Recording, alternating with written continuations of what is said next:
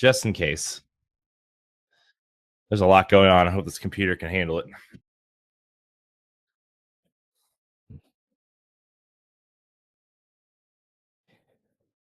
I put on Twitter, I'm proud of everyone who showed their games at E3. I can actually say I really enjoyed this E3. I know some people were just like May stuff we weren't feeling because it's the familiar and we know it. Yeah. I have a lot of positive stuff to say. Like there's a lot of games from each press conference. You know, and some of them, yeah, like a ways out. Of course, I'll get that because other people are getting it because they want to play it. Not my cup of tea, but Anthem, yeah, I'm down for that. Yeah, there's some big. I'm listening. Oh, go ahead.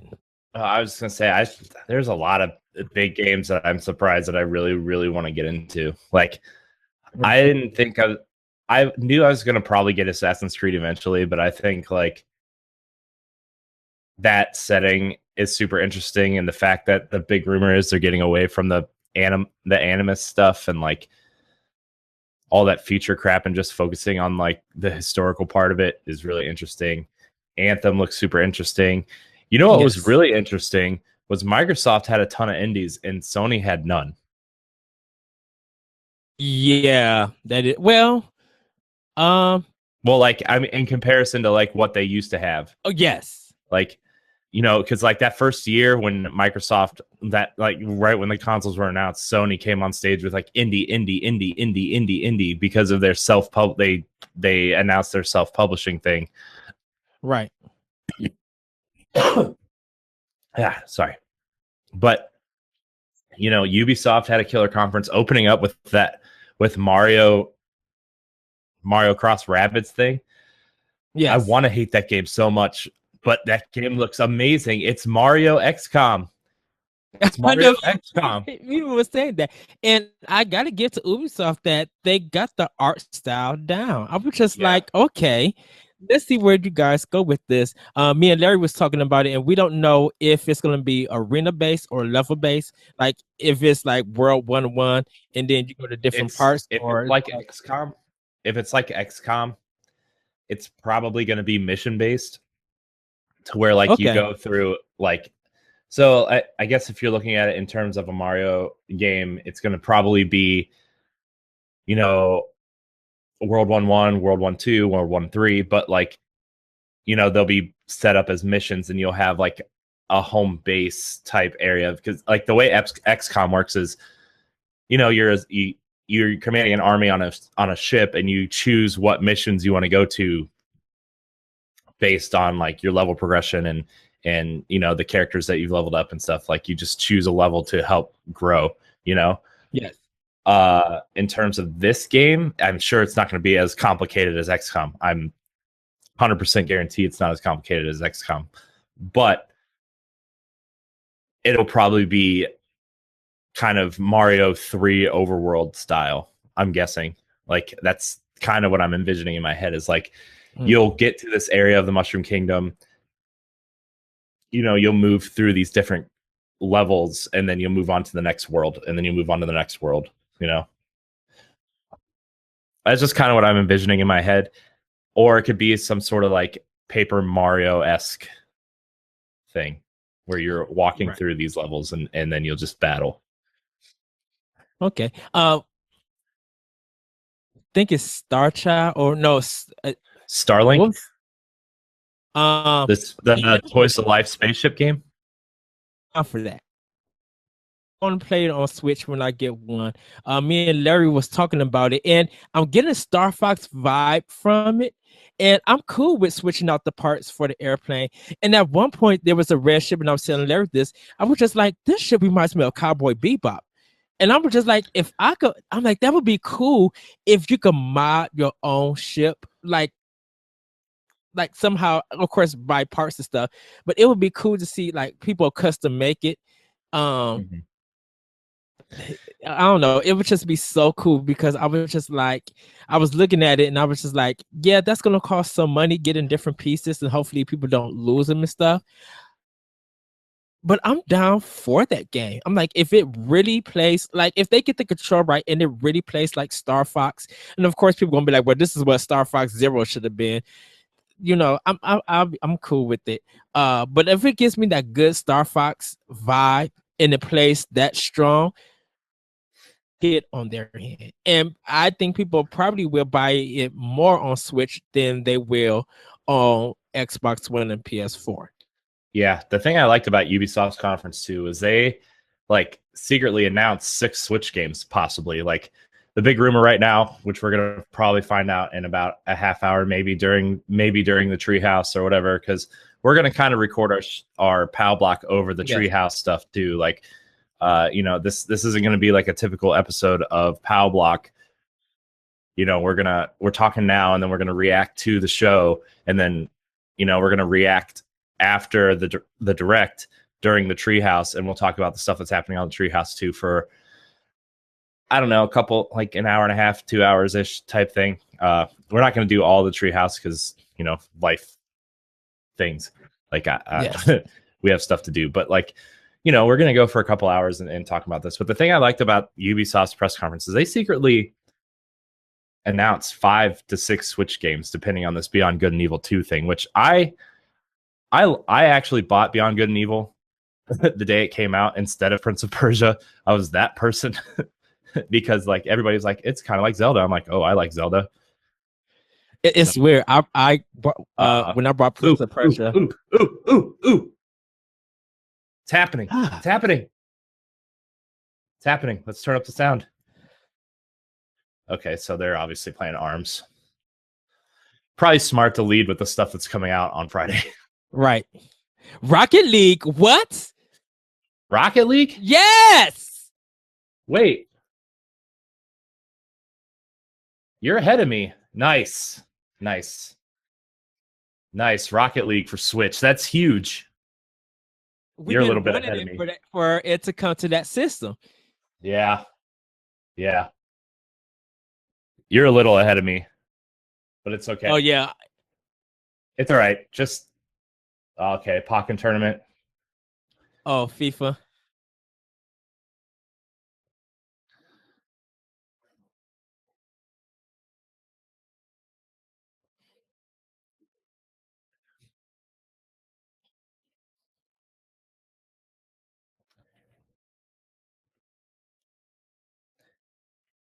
Nice. I'm really excited. I think I'm going to get FIFA for Switch.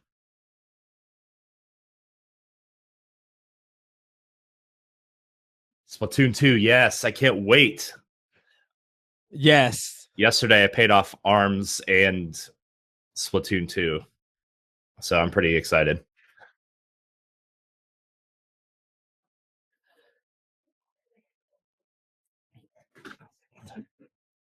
Man, like just the way Nintendo's presented everything, like since the Switch has come out, is very not Nintendo. Like it's very aiming towards the late teens, early 20s audience.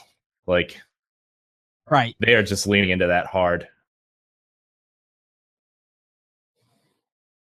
Oh my gosh, I'm so excited. Reggie! Woo! Reggie excites me.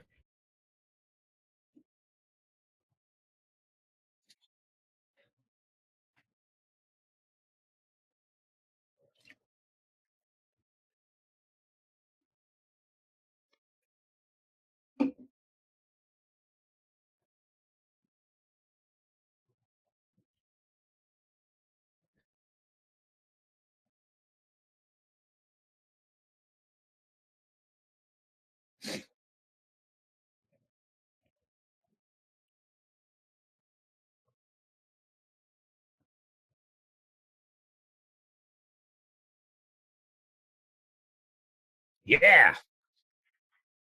Exactly.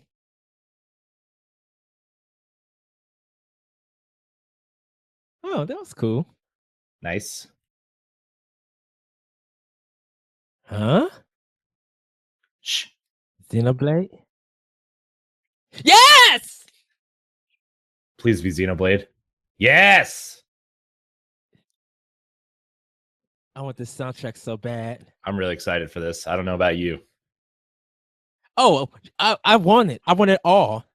The rumor is it's coming in February now, but I guess we'll see. Oh, delayed to 2018? Yeah. Not surprised, but that's okay. Nintendo has too much coming out this year anyway. Right.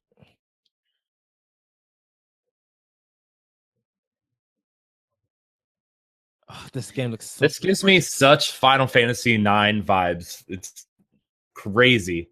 Dude, I need this. I literally need this desktop of this game, like on my computer. Yeah. Like, I love the art direction of this game.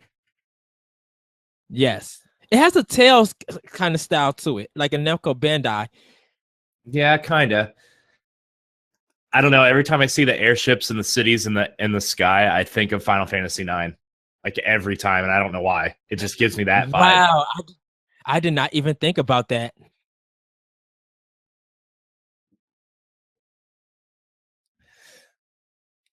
Are we going to be able to customize our own character in this, you think?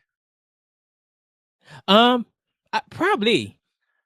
Do you think because of like the controversy with X and the whole like boob slider that never made it here, you think they're really gonna do that?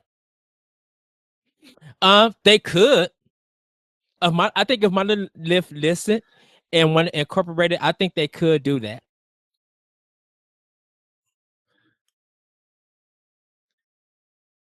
Oh my gosh, I'm so excited, dude. Oh my gosh.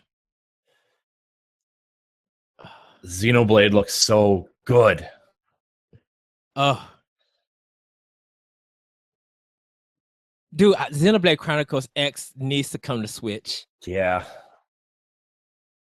I want that. I want this background. I want all of it. Oh my gosh, look. This art style, man. This fantastic.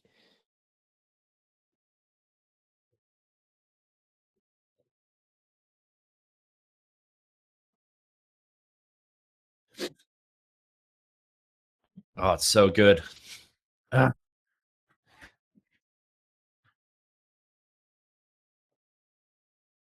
Xenoblade Chronicles. Yes. Holiday. Oh, Holiday 2017. Yes. Wait, if Holiday, what if that's their November game and Mario comes out in October?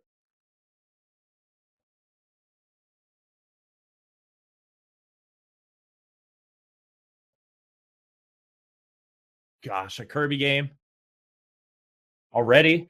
Well, Switch is dead. Oh, looks good. I'm just kidding.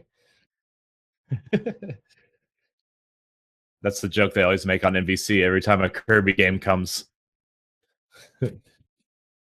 Wait, is this for Switch or 3DS? Which? Really?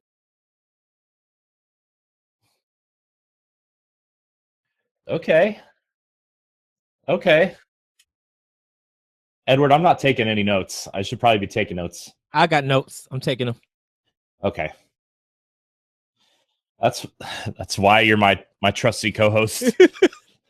Trust me, when I have to do multiple shows, I have notes. Got to make an appearance. So Xenoblade. Kirby 2018.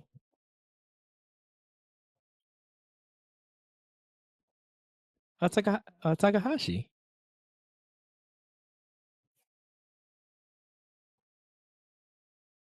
Sure have been.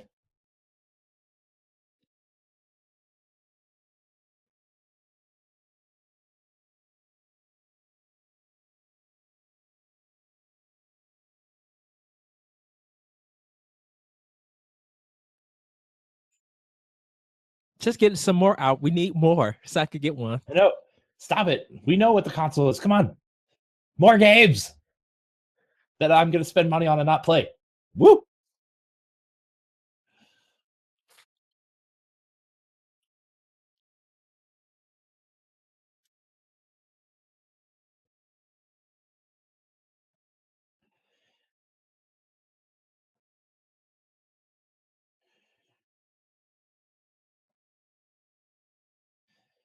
Oh, it will.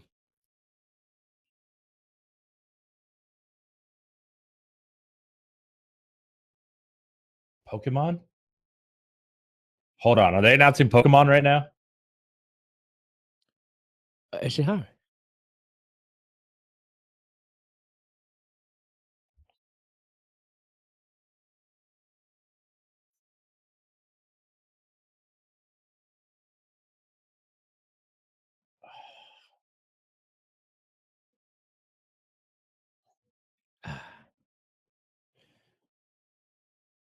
Xenococcus, my revenge. I will get my revenge when I get this game after I get the system. Ed, we need to plan a trip for you to come here. Oh, I am. I'm literally planning. It's probably gonna be $250 during the train, but I got to come.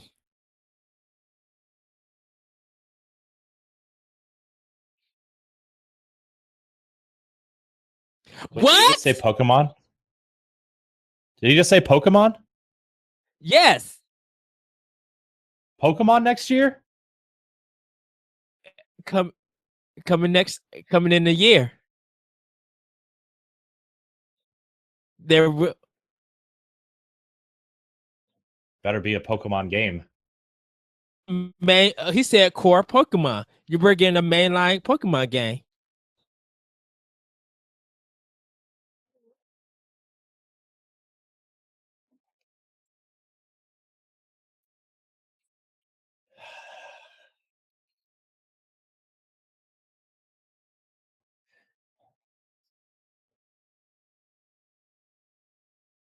I thought they would never do it. Hold on, what is this? Is this Metroid? Is it Metroid? Is it Metroid? It's Metroid!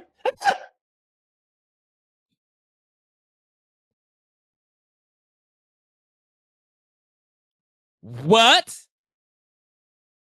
4? Metroid Prime 4. Yes! What? Yes! Yes! I knew it! Prime 4 now development. What I say at NGR last week? I said Metroid Prime 4 logo will be shown. I said it. Check the tapes. Animal Crossing? Yoshi.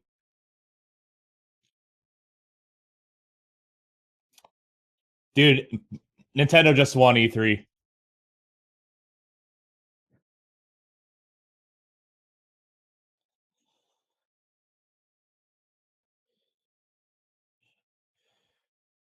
Man, I thought this was going to be like... This is kind of an interesting take on the Yoshi's Woolly World, like an evolution of it. Dude, Pokemon and Metroid back to back just happened.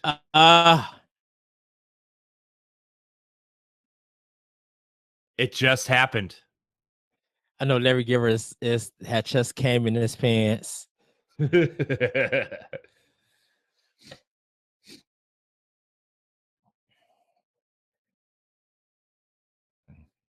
This game looks interesting. Metroid Prime 4 is coming to Switch. Yeah. Yes. Not Yoshi 2018. Ooh. Oh, Fire Emblem. I was like, what's happening? I think they're gonna probably name it something later on, so probably next year.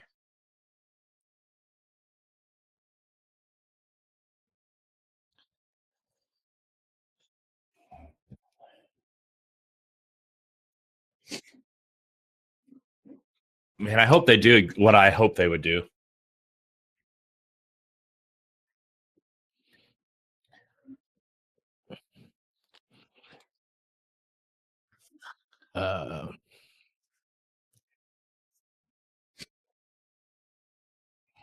Is it Fire Emblem Warriors? Would that be Yeah. the name of the game? Yeah.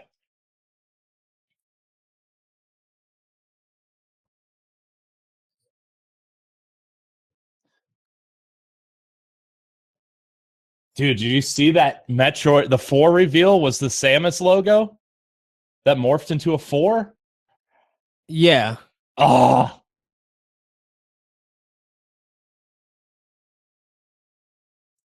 Fire Emblem Warriors. Uh, Fall 2017. this has got to be their September game. Maybe their October game. Anuma. Fall. Shh. Yes, Zelda.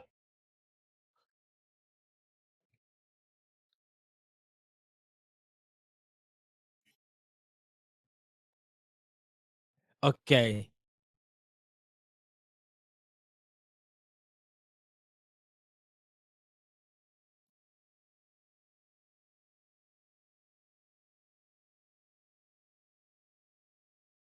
Haha. Ooh, DLC packs. Oh, Ooh, they're showing the holiday one? Trial of the Sword. Is that all they're showing? Or are they showing both? I don't care. I think Just that's get back in Trial of the Sword. This is exciting. I can't wait to get into this. ooh.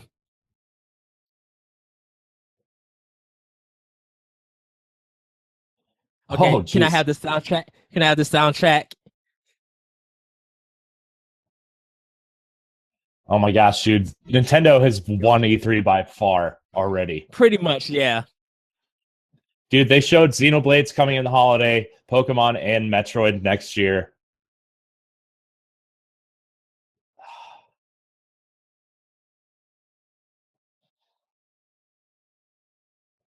Tingle costume. Sorry, I don't need the Korok mask. I already found them all.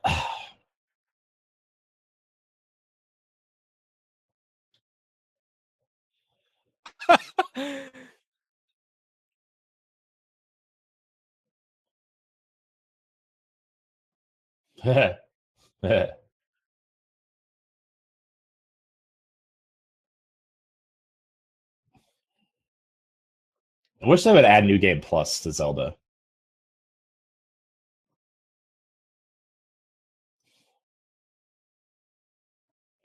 That's a cool piece set of artwork, though. I want a poster of that too.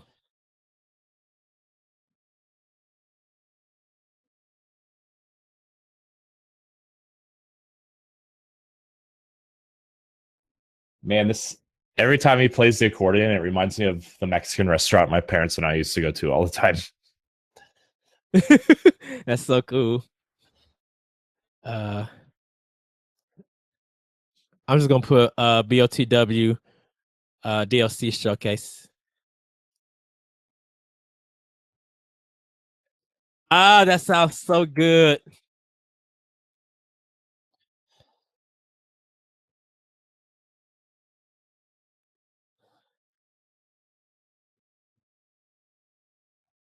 The Do we get to play Champions as Zelda? Ballad DLC pack. Do we get to Oh, play June Zelda? 30th, today, 2017. Wait, do we Okay, get to so play Zelda? Switch and Wii U. Oh, right. I forgot Zelda came out on Wii U. thank you.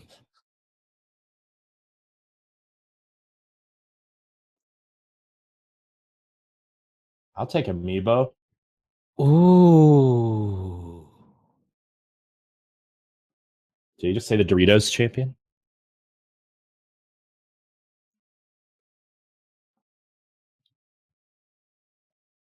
They're gonna sell out. Yeah. I need those Amiibo. Why is he walking on the beach?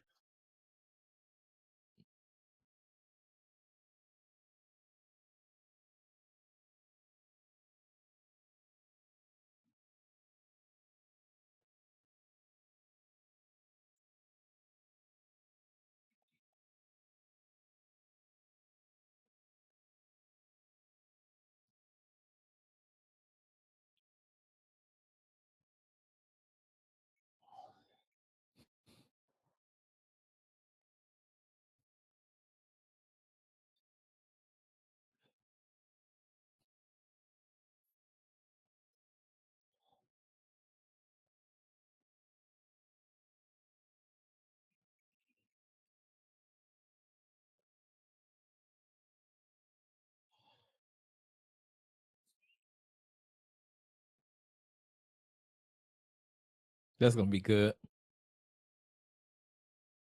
I'm excited for ARMS. We just tweeted at the same time. Exactly. I was like Nintendo won. Wait, is this the end? No, I want more.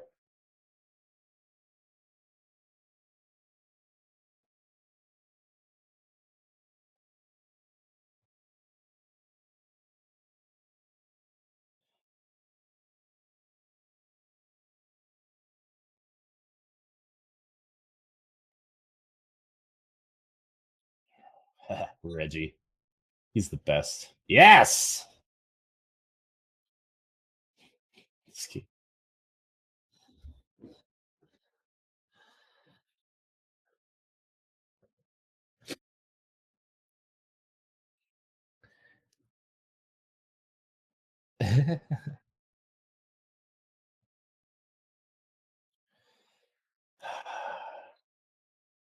Dude, if they get Beyond Good and Evil 2 as a timed exclusive and Metroid Prime 4, oh, ready for that. I don't even know what to do with myself right now. Sorry, I'm telling you, my life is not ready for that.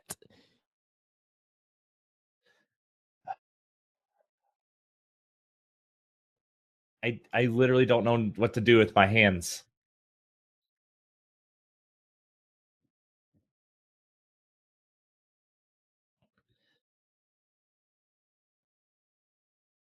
Rocket League? Is that what this is? I'm assuming. Yeah.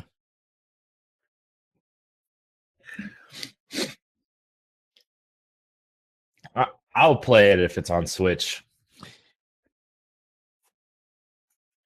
wonder if they're gonna have Mario Karts in there. They have to. Okay, they just put a Mario hat on the thing. Cross network play, exclusive battle. Nice. Cross network play. Wow.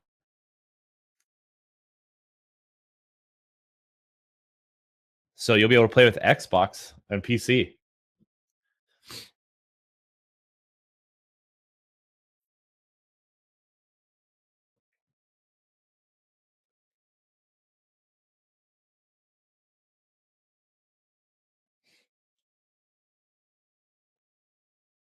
Yes.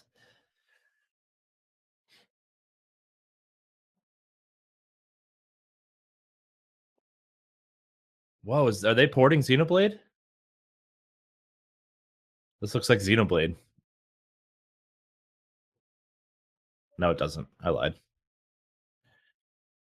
I got excited. Oh, this is the Monster Hunter. Oh, Monster Hunter. Double Cross or Worlds. Oh, jeez, it's the Mario hat.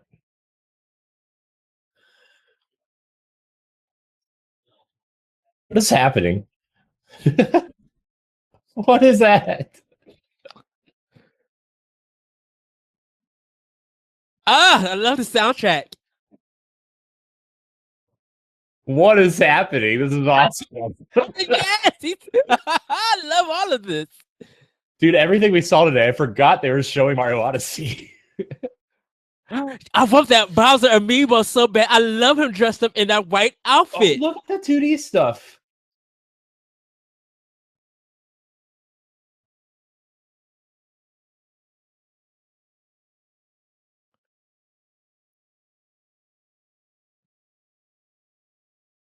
This is cool. They turned it to 8-bit.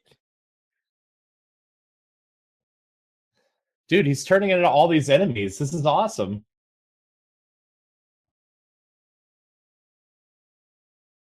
Oh, what the soundtrack. I know. Oh my gosh, this is amazing.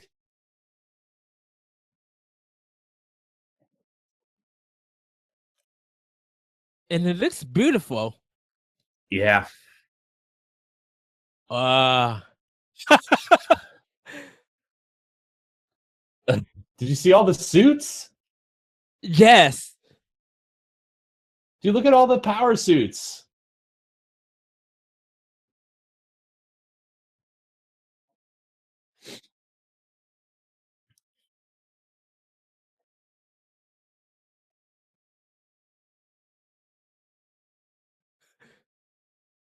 Yes.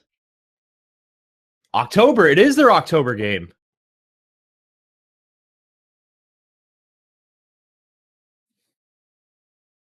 Is that it? Aw. Super Mario Odyssey. Was that it? Yeah. That was it. Aw.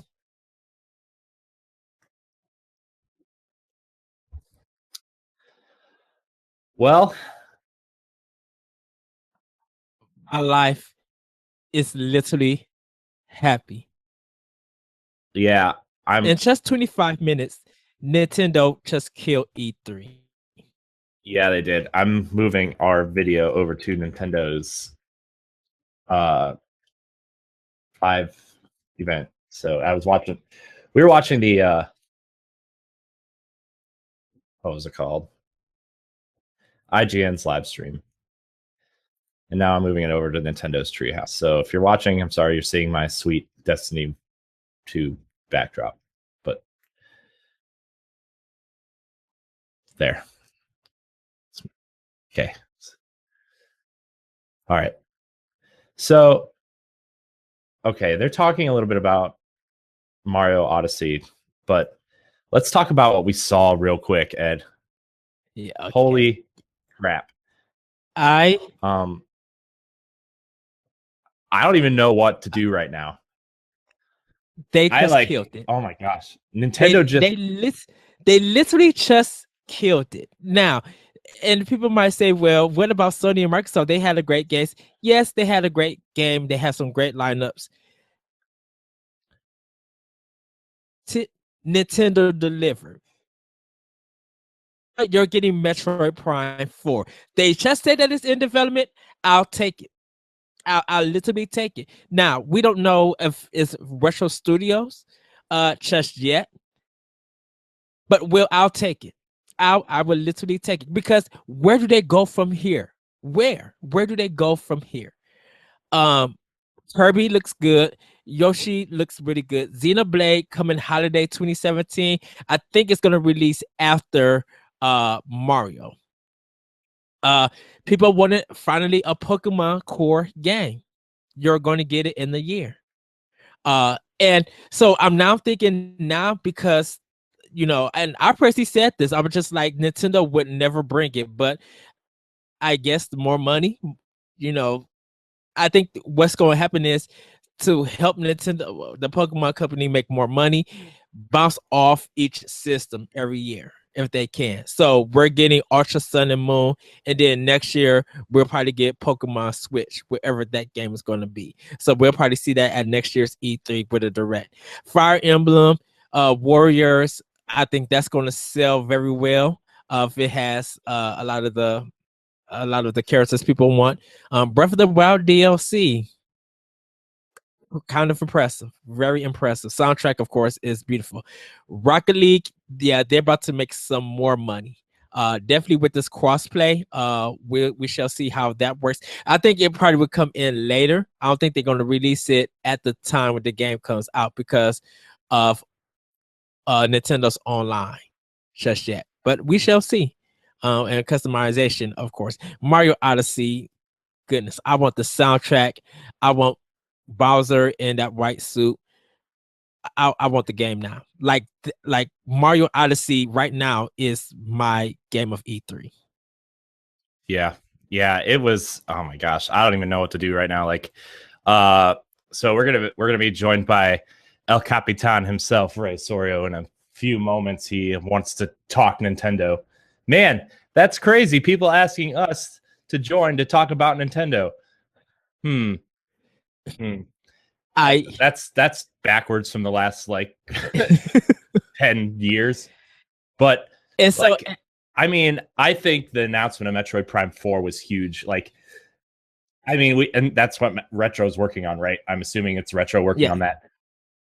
I need to go back. Now I need to bust out my Wii U and play the trilogy again.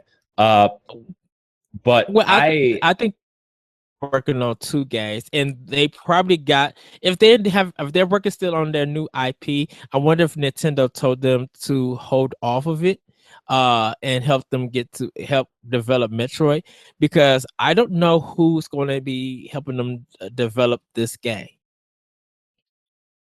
Yeah.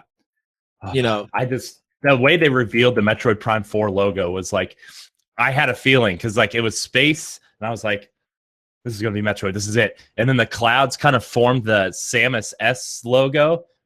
And then like you could see it just barely. And then it morphed into the 4. And I was like, this is it. This is Metroid Prime 4. And then you just see it slide over and the Metroid Prime logo appear. I was like, dude, I knew they were gonna mention Metroid. I just knew it. What's with the Super Metroid sound? What's with the Super Metroid music? I mean, I don't know, man. I don't know. It was just like, I just got to switch my audio around. Hi, Ed. What's up, Ed? Ed sounds like a little robot, but it's okay. Oh, please don't say I sound like a robot. Yeah, a little bit. Just a little bit. What's up, Corey?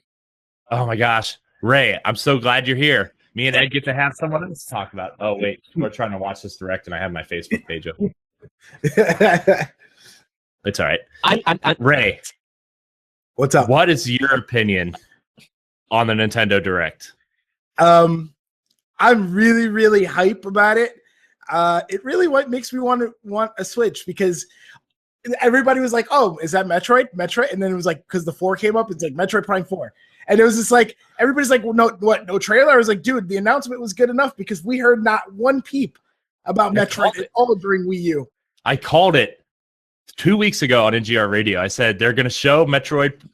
They're going to show Metroid. It's just going to be a logo, and everybody's going to go nuts. Called it. If you remember though, what I said about Nintendo, I was like, we're probably going to get another Kirby game. Yeah, Kirby game. Yeah. Well, you know what's funny? What the thing with the Kirby game is that it was supposed to be that one that came out for 3DS, and then the new one for 3DS that they might reveal a little bit later on, Treehouse Live, because 2 of them were supposed to be on 3DS. So, it meant that one of them was coming to Switch. Yeah. I mean, I think the Kirby and the Yoshi announcements were nice surprises, and the Rocket League announcement was awesome. Yeah, I saw the ball and I'm like, Rocket League? Hey, I know. That's pretty good. Yeah, I'm like, oh, and then like, I mean, right now they're showing levels off in Mario Odyssey, and like, what blew me away about this Mario Odyssey stuff was they showed off probably not only the ability to like throw the hat onto an enemy and become that enemy, but they also had a mini montage of probably 8 to 10 power suits. Yeah. Which is incredible. What is happening to Nintendo right now? Like, Xenoblade Chronicles looks good. I was just like, hey, that's coming too. What's up? Yeah, this holiday. Mm-hmm. That's going to be their November game. Because Mario's in October. Literally, the artwork in Xenoblade Chronicles 2, I need like a desktop. I need that game looks so beautiful. It gave me, I mean, Ray, I was telling Ed this earlier, but Xenoblade Chronicles 2 gives me such a Final Fantasy 9 vibe. It does have a very Final Fantasy 9 vibe. As you guys know, I'm a big Final Fantasy nerd. I haven't really followed much since 12, because 13 I played 13, the first part of it, and it was a train wreck. I'm like, I can't do that again. Played some of the Final Fantasy 14, and then I want to play Final Fantasy 15 at some point. I haven't got around to it. But yeah, no, it definitely has a very old school, like the JRPG vibe to it. It also reminds me of a little bit. Do you remember the game Baten Kaitos? Mm-hmm. The card, but that art style and the visual, like the feel, the vibe of it is just kind of like. Hey, I was getting more like of the Tales game.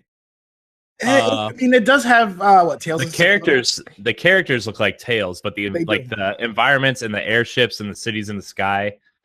The way they're designed and that the art direction of the environments is very, very Final Fantasy 9. which excites me. So I think the fall direct is probably going to come in September or October before Odyssey comes out, and we'll probably get more of the holiday games coming out, because like on this list, I think the first one that's coming out is going to be Mario and the Rabbids Kingdom Battle. That's the first one. Mm-hmm. The second one that we know of is Mario Odyssey in October. So November, Xenoblade Chronicles 2 should come out. If not, I think it might come out. Go ahead, Corey. Well, like we do know what Pokken's coming in September, right? Yeah. September game. Pokken is coming in September. Yeah. Geez, now Matt's asking. When is Fire Emblem Warriors? Yeah, that's the big question. Like, I thought that was going to be their September game for a long time, and then it turned out that Pokken. But it may come out at the end of August, mid-August, because they don't have an August game.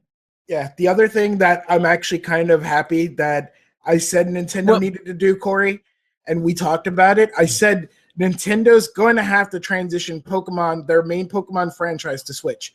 In order for Switch to become much more successful, they're going to have to do it. And the thing is like the Nintendo Hardcore dude, I got attacked in a group that I'm in. I got literally told that I don't know what I'm talking about because that would be the dumbest thing ever for Nintendo. I said, no, have them have it on both, but eventually transition to Switch. Well, Ray, I've been saying this. I've been saying this, that they wouldn't bring it to Switch because they make too much money on 3DS.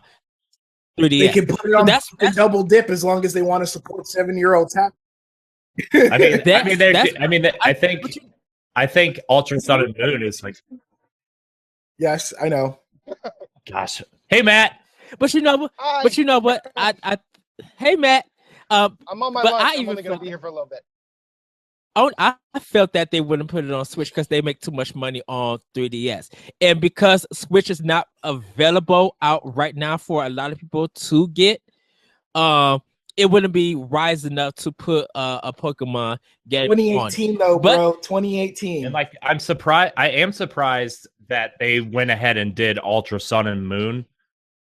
I'm surprised they're doing like almost like a Black and White 2 situation. But I am happy that it's not on Switch. Like at first I was kind of disappointed. I'm like, why are they not putting it on Switch? But like the easy answer is there's 70 million 3DSs out there. But the other answer is like you don't want to show off your new hardware with a game that's running on a decade-old hardware, because that tech was old when the 3DS came out, besides the 3D, right? Yeah. So like you don't want to show a game on your new hardware that is built for that. And now that they've kind of confirmed that, a core Pokemon game's coming to Switch, what they said next year, right? They said next year. They said in about a year. Okay. So Corey. Yeah. My question to you guys with this is, do you think Ultra Sun and Ultra Moon may be the swan song for Pokemon on 3DS? No. I think they're gonna switch off. I think they're gonna switch off. So I think the RPGs. I think the RPGs for Switch are going to be, if they're going to keep 3DS going, which it sounds like they are, unfortunately. Like for whatever reason. Yeah, like I mean, 70 million reasons. Like that's 3DS. I like my 3DS. I like my 3DS a lot, but there's a reason why I did not get Fire Emblem for 3DS in May. Right? It's because Switch has spoiled me, and I think the more people jump on board to Switch, the more people are going to abandon their 3DS. Like honestly think the way I talk to people about Switch, right, is they're like Nintendo is marketing it as the console you can take with you. But everybody I talk to says that this is primarily in handheld mode and plugging it into their TV when they feel like playing games, right? Like that's how everybody I've talked to is playing the Switch. But I know for me, I don't want their handheld system or that side of the business to go, because like for me, I'm unless I need to take my Switch if I'm going out of town, I would do that. Other than that, my Switch is like going to be staying at home because I get some enjoyment out of playing my games on 3DS. So, having that balance and having that experience that I can't get on Switch. And I kind of don't want that to go. I grew up with Nintendo's handheld. And Matt, we need to let you say something, Matt, because we haven't let you talk. I'm sorry. No, it's fine. I'm actually kind of listening because I can't really input because I've been at work, so I can't. Hey Matt, but last I checked, Matt, my friend Matt that I love dearly, is the Switch not a portable handheld? No. I mean, yes. For me, yes. So they're not giving. I mean, it depends on the person, right? That's the beauty of the system, though. It depends on the person. Right. I'm kind of going with Ed's point. Ed's like, oh, well, I like to blah blah blah, but the Switch essentially is the evolution of Nintendo's Trust me, Ed. Trust me, Ed. When you get a Switch, Ed, you're not going to want to play your 3DS. Trust me. The screen difference is that good. I played the Switch and I still feel like that. Yeah, it's portable when I'm at home, taking it when I need to play it. But I feel like I don't need to take this when I go to work or when I'm going to the movies or waiting for somebody. Like my 3DS fulfills that because they got some games on 3DS that's my time in. And I rather, if I'm going to bust out my Switch, I need to see another person playing Switch and see if we both got the same game so we can do some competitive gaming. That's how I see it personally for me. As an adult, I should say. But other than that, if I'm not seeing a lot of people around me playing their Switch and stuff, I'm going to game on my 3DS. Now, if I feel like I need to market Switch to people who are into video games and stuff, then I'll bust it out and show them and get them to play, or if I got a kid that's just like, he see my Switch, he's like, ooh, let me like, hey, you want to learn how to play Street Fighter 2? Here's a controller. Let me teach you. Like, I would do stuff with that with the Switch. I have one complaint with Switch. Street Fighter 2 is the game you're going to show off on Switch, Ed. Nope. Okay, before you guys talk any further, before this goes on, because I'm gonna have to leave in the next 3 minutes. Okay. Since I didn't watch any of it, I want grades. A plus. A. Okay, so Kool-Aid A, Kool-Aid B A, and then Ray, what do you think? I give it a B plus. Okay. I'm not going to give it an A. Metroid Prime 4 is enough for it to give me. It's a great thing, but I really don't think any of the conferences. Wait, what did you just say? What did you just say? Me? I said Metroid Prime 4 announcement was enough for me to give it an A. They revealed Metroid Prime 4? Yeah. Yeah. It's in development. Okay, I'll give you A minus. An A minus is like the top end of where I would be. Just because of Metroid. Dude, Xenoblade 2, Xenoblade 2, Holiday, Rocket League, Holiday. Okay, let Matt talk for a second. You don't need to run down the list because I'm going to watch it as soon as I'm done with work because I'm pretty sure I have to go on Ray's show later and bitch about it. So,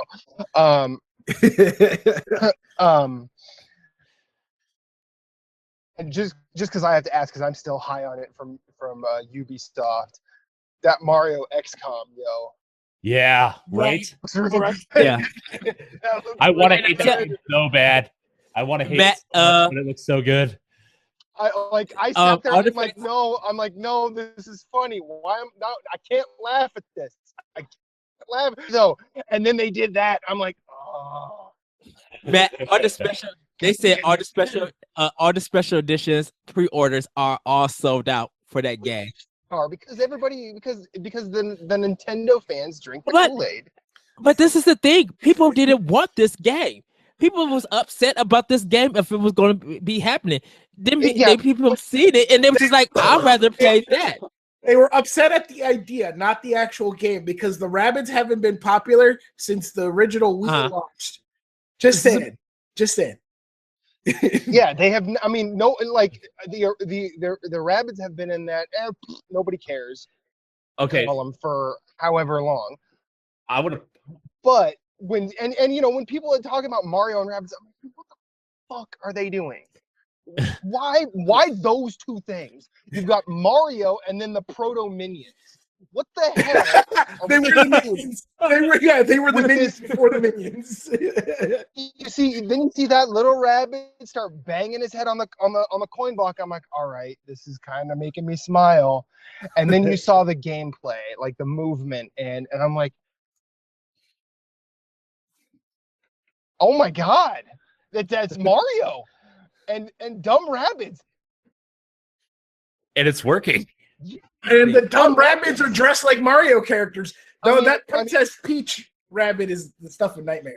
Princess Peach rabbit, when she looked at Peach, she got an ego. Oh oh. She's like, no, bitch, I look way better in this than you. Oh, Matt, please can I get commentary from you, from that female rabbit Princess Peach? I want ghetto commentary from you during that trailer. You'll get it. Oh, you'll get it. You'll get it. You'll get it. I will do. In fact, next NGR I do, I will actually pull up the trailer. I'm like, this is for Ed, and I will do that. But I gotta go and get my lunch. Talk to y'all later. All right, thanks, Matt. Oh my gosh, dude! Like, are you guys watching the Treehouse stuff at all? Like, I was, but I'm talking to you guys now, and I mean, I know we have it up on our live stream, but like, the Mario Odyssey stuff is taking the Link Between Worlds 2D stuff and really playing with it. Like, you go into this warp pipe and it goes into a wall, and then there's an 8-bit warp pipe that goes up, and then it turns into 8-bit Mario.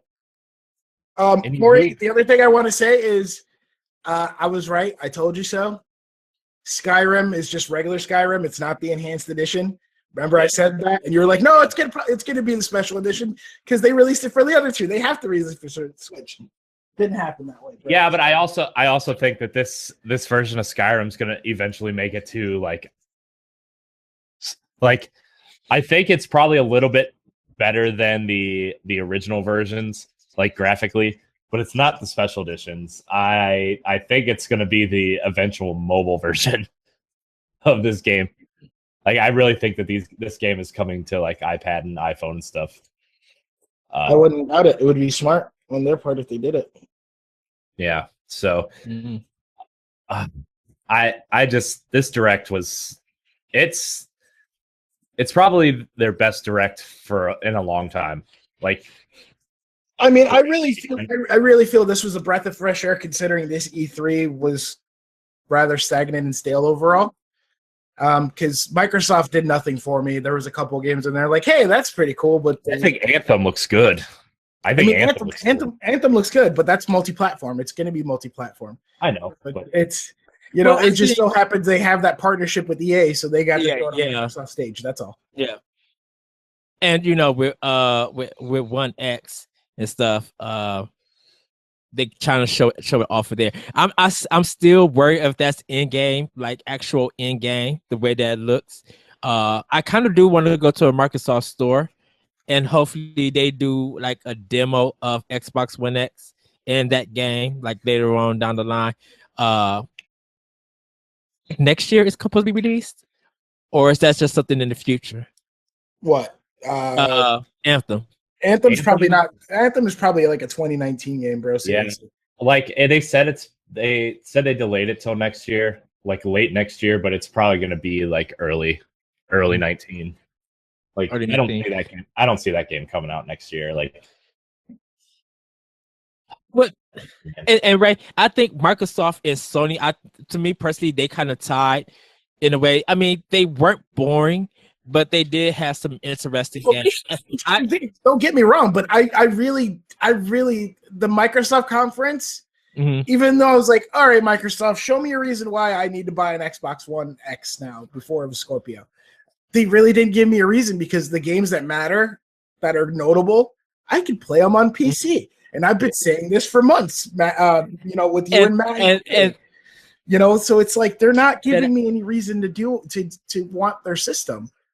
We'll say the player unknown battlegrounds, like that is a big win for Microsoft. It's a win on the console side, but it's already playable on PC, and that's what I'm worried about. I mean, I found that to be big for Microsoft that they actually got that, but I wonder how it's going to do even though this game is on PC, because people are going to expect cross-platform to play. So people are going to expect that. People are going to get, if you go play cross-platform against PC, it's going to be you're going to get wrecked. Remember when Counter-Strike did cross-platform? Yeah, remember when God, what was that game that came out on Xbox 360? That was like the first cross-platform, like major cross Shadow something. What was it called? Well, people are going to expect it. That's my thing. No, I don't think so. I honestly don't think so, because they already don't do cross-platform on Xbox One and PC right now in terms of multiplayer stuff. Like all the single-player stuff is, but the multiplayer stuff is not cross-platform. What about Gears 4? The competitive multiplayer is not. The social multiplayer is. It is, yeah. But the ranked stuff is not. Look at the amiibo. Oh yeah, that was the other thing. The amiibo for the champion for Breath of the Wild. But the Odyssey amiibo looked awesome. I missed it. No, it's going on the Treehouse right now. I'm looking at the Treehouse on YouTube. Oh my gosh, those are awesome! You're gonna get your pimped out Bowser, it looks like, and pimped out Mario, and Peach in a wedding dress. Corey kicked me out. I didn't kick you out.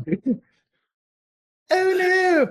Oh no! No, but the amiibos for the Breath of the Wild look amazing. I just really hope that they aren't short production like the original ones for Breath of the Wild, because that kind of sucks. Because I still need like 2 or 3. I still need. I know. The Bobokin one. I still need. The Guardian. And I need I think I need Zelda. I don't think I got the Zelda one. So that makes me sad, Panda. I really do want the Breath of the Wild ones, and I really want these Mario ones. Oh yeah, that Mario one looks awesome. Like, Corey's like, I don't know how else to say that, but it looks amazing. No, I really don't know how to react or what to do right now. This is the most excited I've been about a Nintendo Direct ever in a while. Like, okay, let me rephrase that. This is the most excited I've been after a Nintendo Direct in a long time. Well, what I love about this, that they did 25 minutes of her presentation. They did some talking. No 3DS games, but they're going to be showing talking about 3DS games throughout the Treehouse event. So we'll probably get something today, like later on today and tomorrow. Yeah. Man, I don't even know what to say right now. I'm just like, I got to say this. The brain comes back in Metroid Prime 4, or they introduce her. Gosh, I cannot believe they announced Metroid. I cannot believe they announced Metroid. Like, I said they're going to announce it, but I did not believe for 1 second they would announce Metroid. I mean, that's like that. You know what I had that feeling with Beyond Good and Evil 2 when I saw that yesterday. Yeah, it's like they had that same. I had that same. They did it.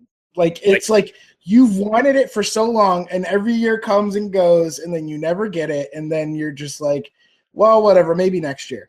Why haven't they announced platforms for that game? Probably because they're still trying to figure it all out. Which game? Beyond Good and Evil. Because, like, if it's available on Switch, I would like to have that game on Switch, just for the simple fact I have the first game for GameCube. They probably don't have no gameplay just yet ready to show. So I think later on down the line they'll announce platforms.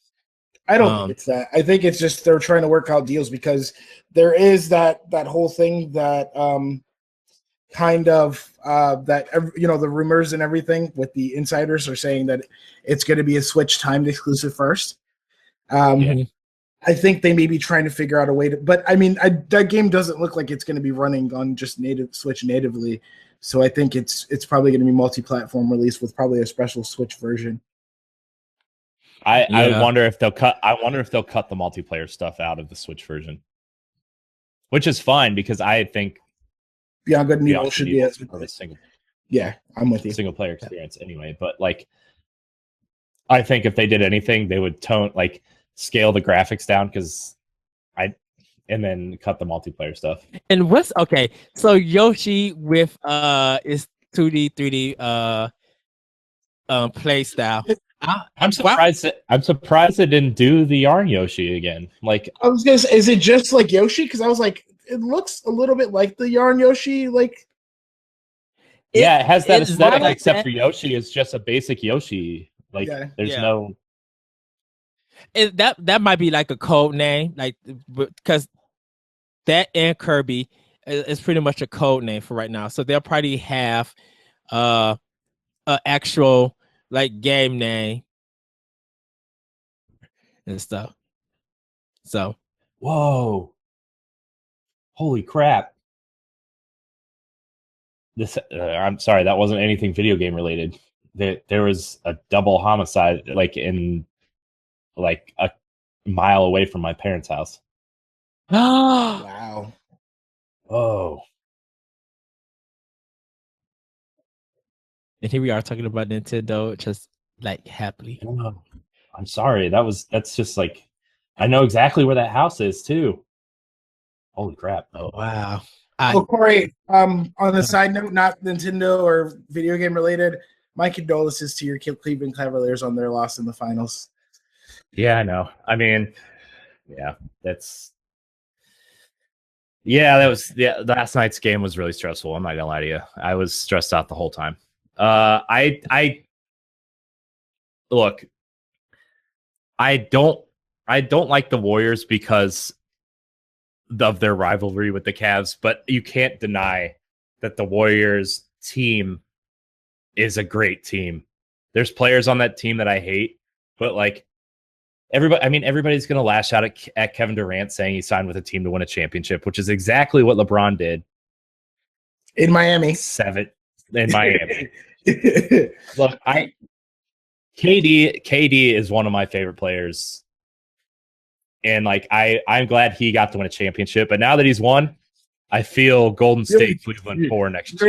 You're like go sit down, KD. Now I want my boys to win. I'm a Bulls fan, so my problem is like I don't want to see anybody winning championships because my boys ain't winning. So you still got the '90s rings though. Yeah, we do got the. Hey, that was the greatest era of basketball. Don't let anyone lie to you. That's true. I agree with you. I agree that the 90s era of basketball was all about competition and not about how many super players can we put on one team. Yeah. Because like you look at the 90s Bulls, they were probably like, aside from Michael Jordan, every player on the Cavs is probably better than that 90s team aside from Michael Jordan. Every player on the Scottie Pippen was a good compliment to Jordan because he was a good defensive player. He was a compliment to Jordan. He was nowhere near as good as Jordan. No, not at all. I mean, I love Scottie Pippen. I own those black Nike Airs with a giant air across the side of the shoe. Okay? I owned those. Okay. But Scottie Pippen is no Michael Jordan. And Dennis Rodman had some of those shoes too. The Converse 91s. The Converse, yeah, I had those too. Those were some awesome shoes. No, but yeah, no. Well, I don't know. Reggie's showing off 3DS stuff. Okay, so my question is, since Nintendo kind of did their thing, we waited. What are your grades for all of the conferences, like EA? Oh God, EA C-. F. EA got it like a D from me. They got it's like a D plus. I say. I think I give it a Star Wars part of the presentation was the best part of the presentation. Janina, get out of a car, dude. I don't know. She's new nerd, babe. Don't even get me started. Me and Ed had a conversation about this. I keep saying her name, and Becky just rolls her eyes like, "Oh God." Yeah, she's hot. She's she is like she's good. She's hot. She's new. Can I tell you? I think she was the best presenter out of all of them, and I won't include Nintendo, because they just got stuff going on. But I think she was like as a live presenter. I think she was the best one out of everybody. Dude, the Nintendo booth is New Donk City. What? That's amazing. Sorry, got distracted. He's like, ooh, piece of candy. R.I.P. to Adam West, by the way. I know. Sad face. Quahog will never be the same. Yeah, no, but it's been a weird week to say the least. So then we had what was it? Microsoft was next. I think Microsoft gets a. Microsoft. Here comes the Xbot, Ned. That's you're weird, Ed. You're like. Can I tell you? Crazy can I tell you? Hold on. Can I tell you? Can I tell you? Because I'm combining Microsoft and Sony. I both gave them B pluses. They had strong showings of games. Of course, like the regular Xbox games. The money. Trying to get Knights of the Old Republic, get a physical copy of that if you can't buy it download. You got J Empire. People are trying to now have the whole Fable collection on Xbox One. The price point for Xbox One X, I thought it was going to be $449.99. I thought it was going to be $50 cheaper. $500 I can understand. That's with 4K and all that technical stuff. I really don't care. That's why I want to go see it at a Microsoft store. Ori and the Will of the Wisp looks really good. Yep. And animation rise. And I just want to say this because me and Adrian were on the guys at Simon's Cakes podcast, shout out to them. We were having a discussion, and I was saying the emotional feel of the first Ori trailer, I didn't feel that same emotion in the second one. Yes, the second one is also emotional, but the first one made me want to get an Xbox One and really make me feel that emotion of losing that parent. Just the trailer. And this one with the owl and stuff, like losing his parents and stuff, I thought that was a beautiful art design when it started expanding for that wide shot. I love that shot, but I didn't feel that emotional to it. So that was the only thing I was feeling about that. But it is a game that I want. Dark or something like that, that MMO, or Black Desert, that MMO. If they make that like action style combo, like really fast, I'm down for it. Like I literally want that game. So that's why I gave Microsoft a B plus. I mean, they really have some games that I want to buy. I'm not sold on the Xbox One X because I got an Xbox. I'm not really impressed with 4K or anything like that. But they brought some games. Player Battleground Unknown is a Player Unknown Battleground. I mean, that's a big win for them. The backward the BC for the regular Xbox games, that's a big win for them. Like to gamers, and they went out. So that's just my thing. And I like. Oh, sorry. I'm sorry. Continue. No, go ahead, Corey. I do like the fact that Xbox is giving people choice on where to play their games. But the fact that, all of these games can be played on Windows 10 is like, there's too much choice. And that's really hurting Xbox. I have a comment about this. They're cannibalizing themselves, but the Xbox One X is essentially the beginning of Microsoft basically giving you a closed-ended gaming PC. Yeah. The Xbox One X is pretty much that. So, which I really agree with you. Melding it all together and just making Xbox and Win 10 PC just one and the same kind of. Yeah. And as someone who just got an S last year, like I have no reason to get an X because all of these games are going to play there. If I want to play a game in 4K, whatever, like, Lee built me this PC, and like I'm not going to be playing a huge 4K game. I'm not playing my Xbox to play something that to look great. Like, you know what I'm saying? Like, I feel amazing. Yeah, you're more for the gameplay, not so much for the graphic. You're like, hey, as long as it plays good, it's fun. As soon as the gameplay starts failing on my Xbox, like say Halo 6 comes out and is a stuttery mess on my Xbox One S, like I don't even know if I would upgrade to an X then. I would probably just say, okay, I'm sorry, I'm just gonna buy it on Windows 10, I guess. Yes. Like, and that's what I want to see, like the 4K from S and for like one, like, is there going to be a difference, a visual difference? Because that's the thing, a lot of people expect that there's going to be that visual difference. There's a visual difference. Still. Yeah, there's a visual difference, and on some games, depending on the developer, it'll make certain games perform better. The only thing that I really think that this is a treacherous slope that Microsoft is on is you get that one game that runs like absolute garbage on the original Xbox One, and then it's their whole Xbox One family is the people are going to start poking holes in it like crazy. Yeah, I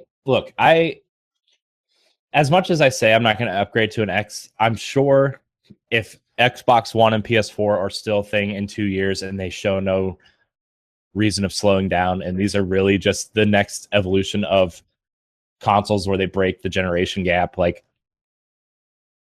I will probably upgrade to an X in 2 years. But everything they showed me, like, the only reason why I upgraded to a PlayStation 4 Pro is because my PlayStation 4 launch box started dying. It failed. Yep. So I got a Pro because just because I was able to do that. Like, I'm fine with my Xbox One S. And if all of these games are promised to work, this, like, pretty much run the same aside from graphical enhancements, like, I'm okay with my S. You know, I'm okay with it. So, and I know, although the X is a pretty box, I do have to say the X is a fantastic looking box. I can't believe they got all that into such a small box. Well, compared to the ginormous VCR, the original Xbox One looked like. That's the one. That's the one I still got. And see, if Metroid, dude, they're showing Metroid for 3DS. What? A 2D Metroid for 3DS right now on Treehouse. What? A 2D Metroid on 3DS. I'm getting there. I'm getting there. Let's see. Oh, the baby. Okay, I gotta charge my 3DS. I like that art style. I do too. Why is this not on Switch? Because it's probably already been in development for a while. I know. Shh. I just like to complain that not everything's on Switch. Samus Returns. Is that the name of it? Metroid and Samus Returns. Holy crap. Hold on. This is amazing. Look at this fight scene. Please say there's a Switch version. Metroid. Samus no, this one's only for 3DS. Gosh, now I gotta charge my 3DS. Oh, they really Team Ninja had to work on this game. You say that about every game. Team Ninja because of like development ninjas in every company. No, because of about every game. No, because of that fight style.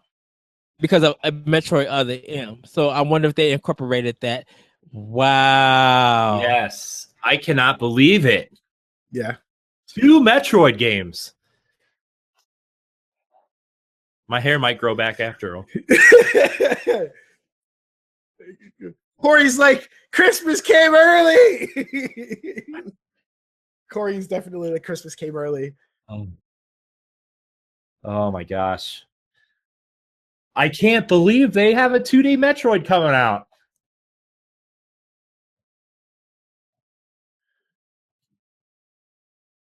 Wow.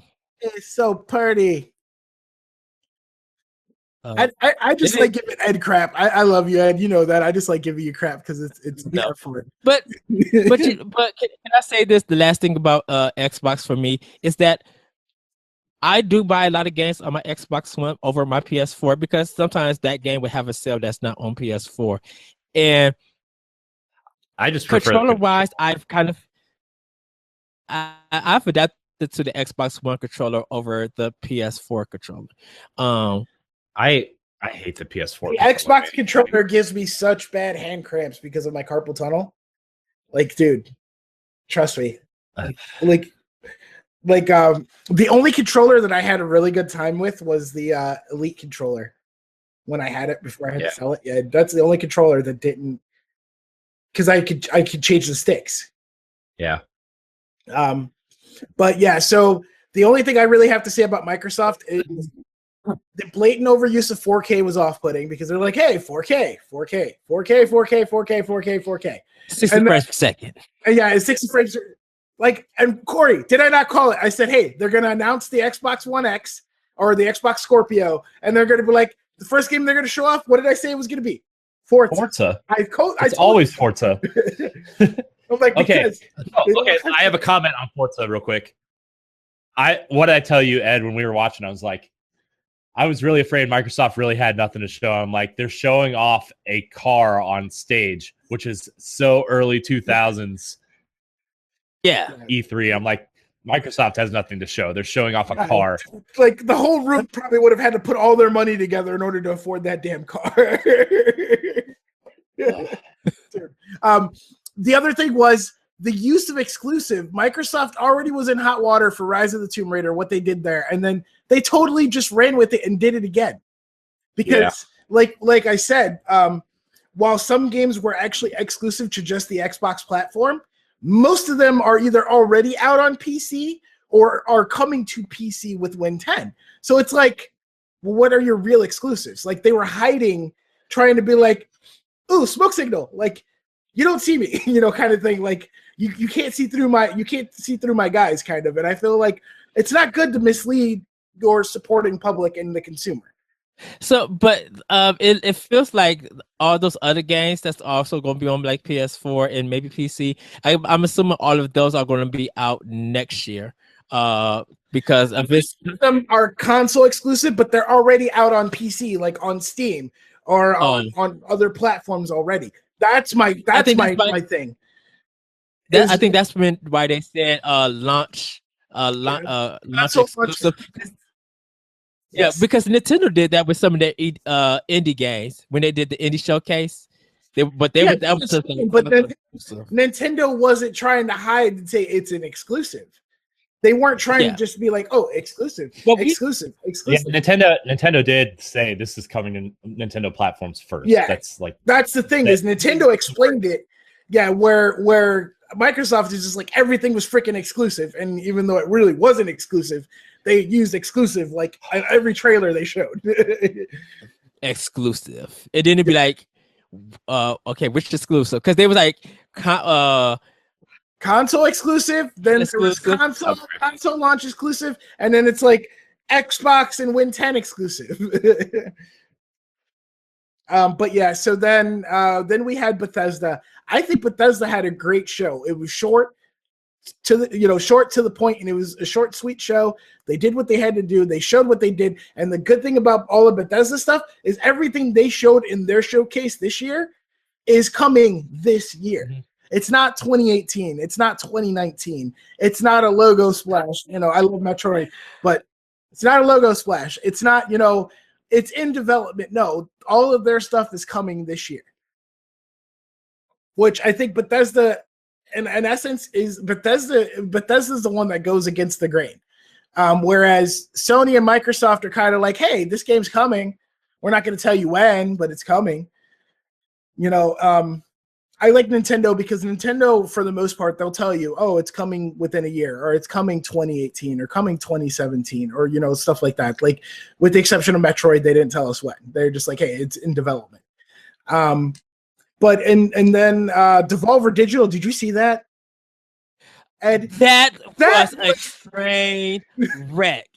Now, dude. But can I say, when they were showing that little cut press conference part, I thought it was funny. But when they started doing the talk show thing, I was just like cut off.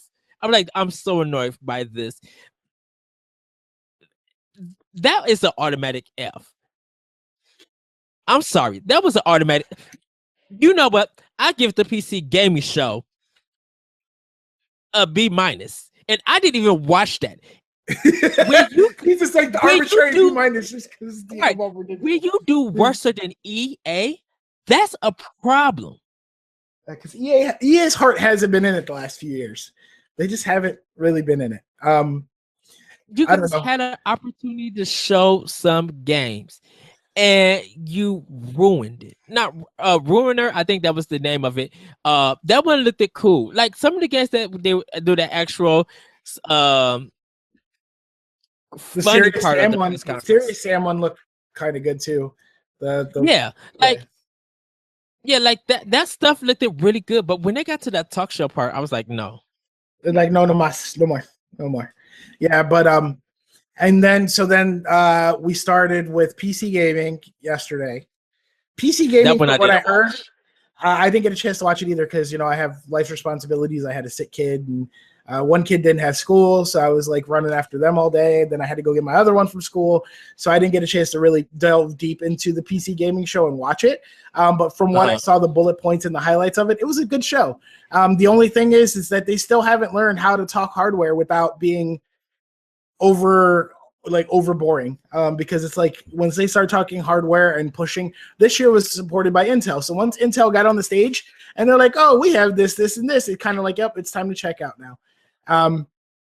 That's some time of your life you can't get back. And then we had Ubisoft. So Ed, I know you have a love-hate relationship with Ubisoft to a point. Yes. Okay, so they led off the show with, what was it, Assassin's Creed? Mario. Well, Mario Rabbids, yes. That was great. That was a great moment. We all agree. I think Corey agreed too that was a great moment because it's Mario XCOM basically. It's with that, with that kind of thing. Basically, is what it looks like. Then it was what, Assassin's Creed. So I know, Ed, you hate Assassin's Creed for the most part. I know you do, but what do you think about the setting and the aesthetic and them kind of taking the 2 years to kind of come back and be like, hey, we had to reinvent the wheel with Assassin's Creed, basically?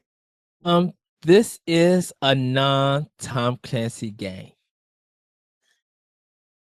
The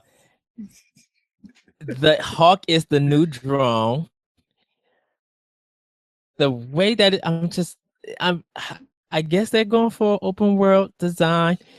I'm not really crazy about it or anything. It looks decent, but I have an Egyptian tattoo, so this was like right in my wheelhouse. I was like, "Yep."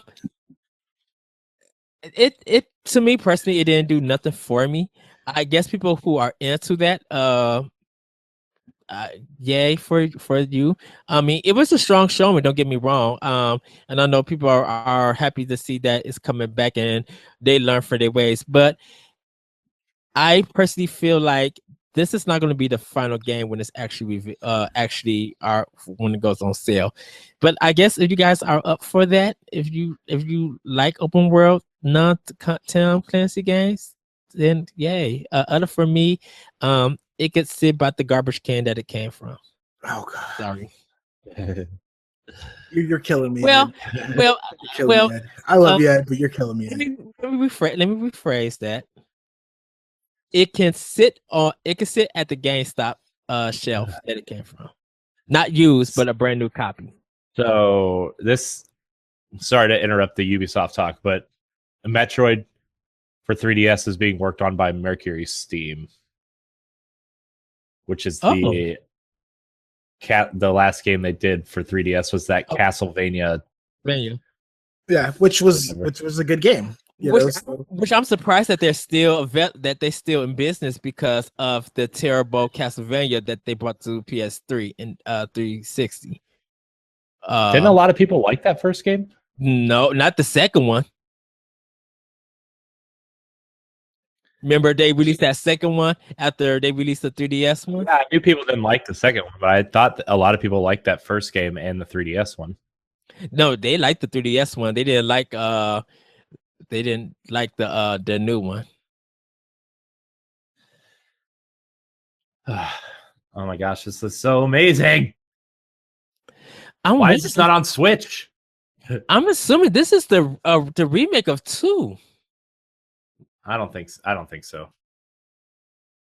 No, it looks like it's just a brand new game just because Samus is back. It's just a new game. They said it's a new game. Yeah. So with Ubisoft, I mean, back to her suit then and Fusion. I don't really think Nintendo cares about canon and anything. Yeah, they don't canon anymore. They're like, it's not canon. Nothing is canon anymore. They just like suck it up. You're giving you a Metroid game. Isn't that enough? 2 Metroid games and Ed's concerned about canon. Ed, I'm going to drive to North Chicago and slap you around. So you're gonna come pick me up. I'm gonna take you to the city. We're gonna get some Polish pork chop sandwiches and some cheeseburgers. I'm gonna show you around town. What about some deep dish pizza? Dude, you gotta go to get some pizza, man. Yeah, you gotta go get some pizza.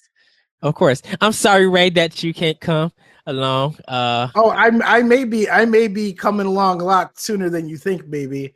Depends on how things work out. Not in my favor here in New York. I may be moving back closer to home, so you may see a lot more of me if I end up going back home. Just saying. If I end up moving back closer to home to my parents, yeah, because they live in Valparaiso, Indiana, which is like 45 minutes from Chicago. So, okay, cool, nice. So I mean. Then we got the crew. They dropped the crew. The crew actually looks decent. It looks like they're throwing a lot in there. Then there was the freaking mind tweak that was Transference, the Elijah Wood project that got announced like 3 years ago that we didn't hear any more about for forever.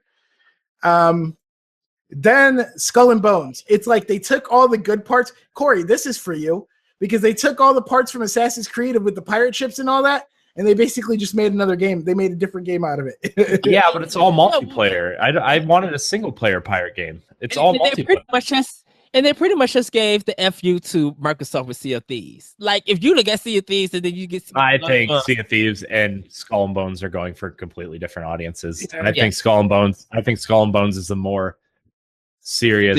Let's really these pirates as opposed to Sea of Thieves is kind of like. Like, let's go mess around in the world and do bad things. Like I go play with Becky and Lee, and then Lee goes all Leroy Jenkins, and yeah, it goes bad. You know, I'm excited for Sea of Thieves. I think it looks cool. I don't know. I don't know if it'll have legs, but I'm definitely gonna try to check it out. All I can say is Just Dance was funny because it was like a really weird mind trip with all the lights and stuff. And then they had a guy in a panda suit dancing. That was funny. There's always something with Just Dance that makes it interesting. And with the Just Dance thing, I was just like, I guess now they're introducing international that Japanese pop track. I haven't heard anything internationally put into a Just Dance game that I know of. It's mostly been like US hits and stuff. Yeah, so Corey, South Park, Fractured Butthole. What do you think? Not and then just the garbage. I am a little surprised. They didn't announce it for Switch. Like if one of Ubisoft's games was going to come to Switch, I thought it would be that. Just because it's not super graphically intensive and like, you know, it's more of a systems based game than it is a full on RPG. But I never thought Ubisoft would be getting into the toy to life market. Did you see the Starlink for Atlas? And it's like No Man's Sky on crack, basically with modular ships is basically what it looks like. Yeah, seems like kind of a late to the party to the Toys to Life. Yeah, Toys to Life is dying, and if it's not already all dead, Lego is the only one holding on, really, because not even. Well, Amiibo, dude, you already know people don't collect Amiibo to play with them. People collect Amiibo to put them in their cabinets and display them and not ever use them or take them out of the box. That's true. Hey, but it's still Toys for Life. It's still making money. That Nintendo basically has a license to print money. Just saying. With those. Then there's the game that nobody else has. What was that? We made a failed system. Let's sell toys. We'll make our money back exponentially. But they really look interesting. Me and Corey was talking about it earlier on the pre-show, and I kind of feel like if they do it almost like a Star Fox Adventure, a Star Fox game, I'm like down for it. Like if it controls well, I'm for it. I'm all for it. I do want to give it a try. Then the stuff that nobody asked for, because I don't think Steep sold very well at all. But Steep rode the Olympics. I was like, what the? It got good reviews, but yeah, selling well. I think it's so decent. It's still supposed to come to Then Switch. Far Cry. Are you guys hyped for Far Cry? Because Far Cry basically is Far Cry mixed with the Tom Clancy games. Just saying it. Okay. Because like all this stuff those games. Can I tell you, me and Larry was talking about this? Did I just bleep out again? Oh no.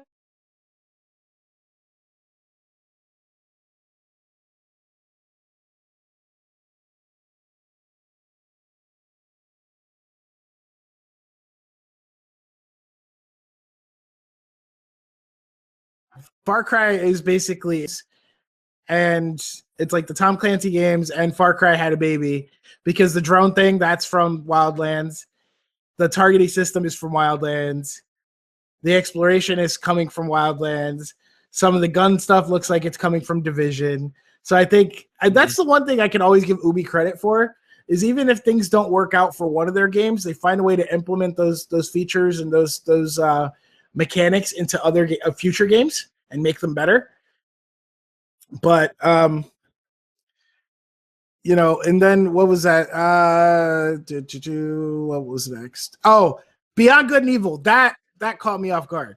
Were you guys hyped for Beyond Good and Evil too? I think I'm the only person that bought that game over Prince of Persia that year. Well, I yeah, me too. I brought Prince of Persia because Tom Clancy's Splinter Cell came free with it, and then Beyond Good and Evil for GameCube was very hard to find. I had to get like a used copy for it. I think more people in my area bought it on GameCube than they did for PS2 and Xbox, because you could find multiple copies on that system. But for GameCube, it was hard to find. But I did end up buying that game. Yeah, I think Beyond Good and Evil 2 is going to be that rare exception to the rule where a cult classic is going to become mainstream. I think it does a lot of interesting things. I think, I don't think it's going to be a Mayor's Edge situation where, the small majority clamored for it and then it didn't sell well. The new one didn't sell well. I think the smart move would be, if you pre-order this game, at least digitally, you get Beyond Good and Evil HD. Yeah, they give us play the first one. Yeah, play the first one. And I really liked the first game a lot. Yeah. I really liked it. It just doesn't. At the time, I didn't really know it was like. My problem is like the mechanics of the gameplay don't hold up so great now. It's hard. No, they don't. I went back and played the HD version. The mechanics kind of blah. I'm not gonna lie. It's stuck in the PS2 GameCube era of mechanics.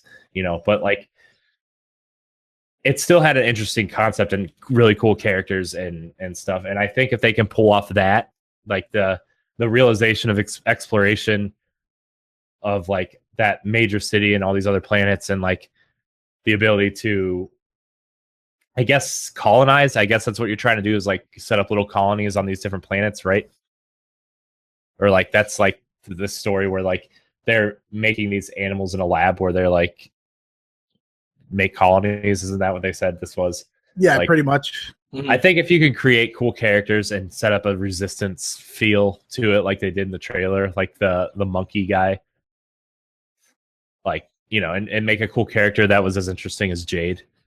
And I think this new, I'm assuming this is the character you're going to play as. Yeah, it's a pre black woman. Yeah, it's a pre. Yeah, so like curly hair. Yeah.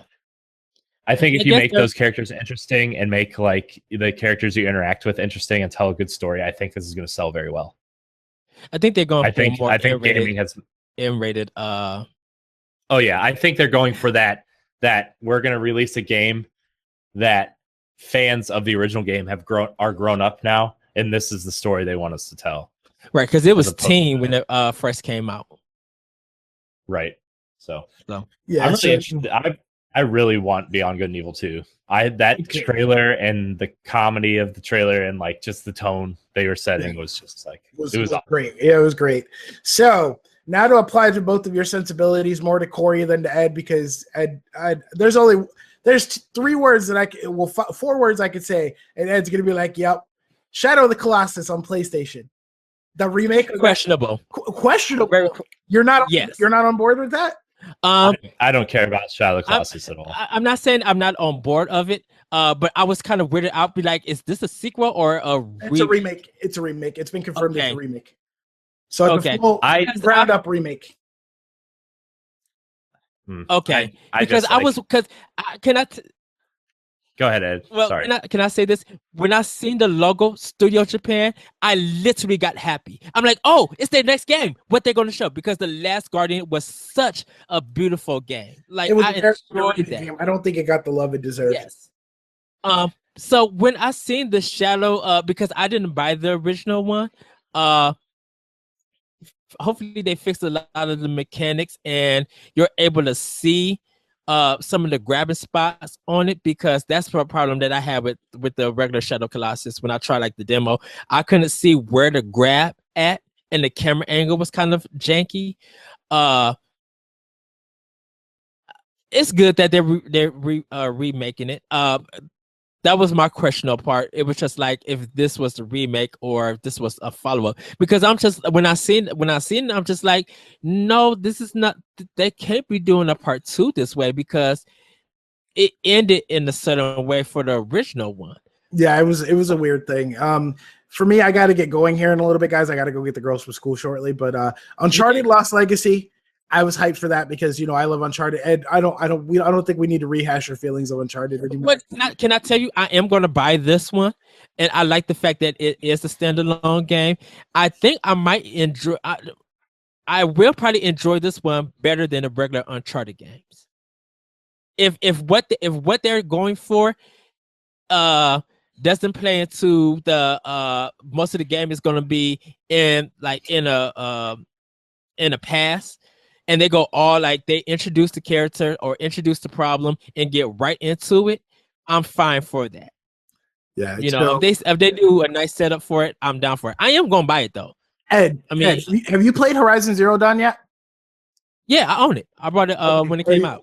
The Frozen Wildlands, I'm hyped. The Frozen Wilds. I think that's gonna get me to jump back into it again. I'm good to see that they're doing that kind of DLC.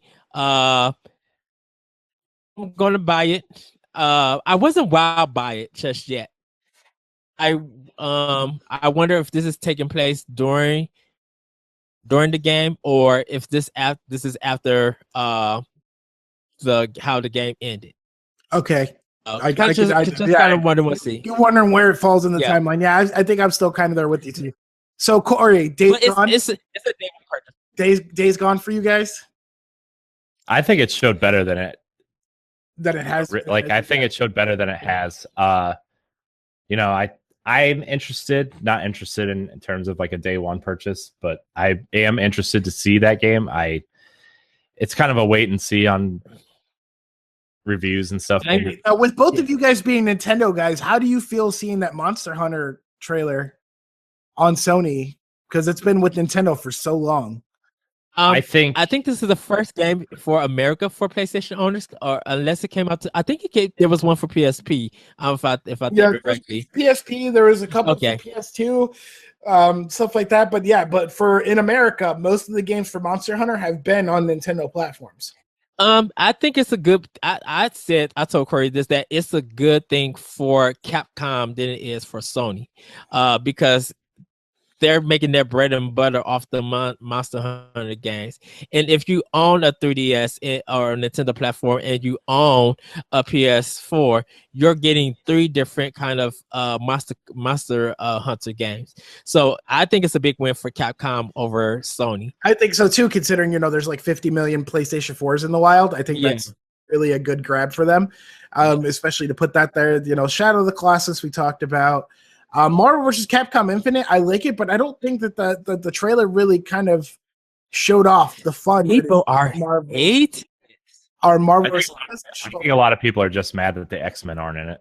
Yeah, I mean, well, that's not Capcom's fault, No, it's not. I mean, I totally agree with you. It's not Capcom's fault, but like I think that's why there's a lot of backlash to this game, is because people love Magneto and people love Wolverine, and they're not in it. And Wolverine is actually he's part of one of my teams in the other Marvel vs. Capcom games. I'm just gonna miss not hearing Berserker Barrage. Drill Claw. That's the fun part with Wolverine. Call of Duty WW2 World War II. I'm kind of interested in this. I'm intrigued. But after Battlefield 1 kind of burned me, I don't know if I'm ready to get hurt and have my heart broken again. And I don't really like Call of Duty games. I'm a history nerd. So I like things that are set in historical settings that have some kind of like historical value, that kind of thing. And that's where kind of Battlefield 1 didn't deliver. And it kind of hurt my feelings because it was just like, we ran out of ideas. So we're just going to put in World War I to say it's something different. You know what I mean? Yeah. And I hope Call of Duty World War II doesn't do it. PlayStation VR. So I know some people lost their mind. New co-host for NGR. I know Moose is probably like, yep, I'm getting a PlayStation VR now just to play Skyrim in VR. Moss. Moss game with the mouse. That's the best one out of all. That was good. the best one out of all the PSVR. That and Star Child? Yes, that one. I'm getting Metroidvania or just a Metroid feel from that game, and I'm for it. The one thing that I gotta say is Final Fantasy 15 fishing game. What the heck? What the heck is that?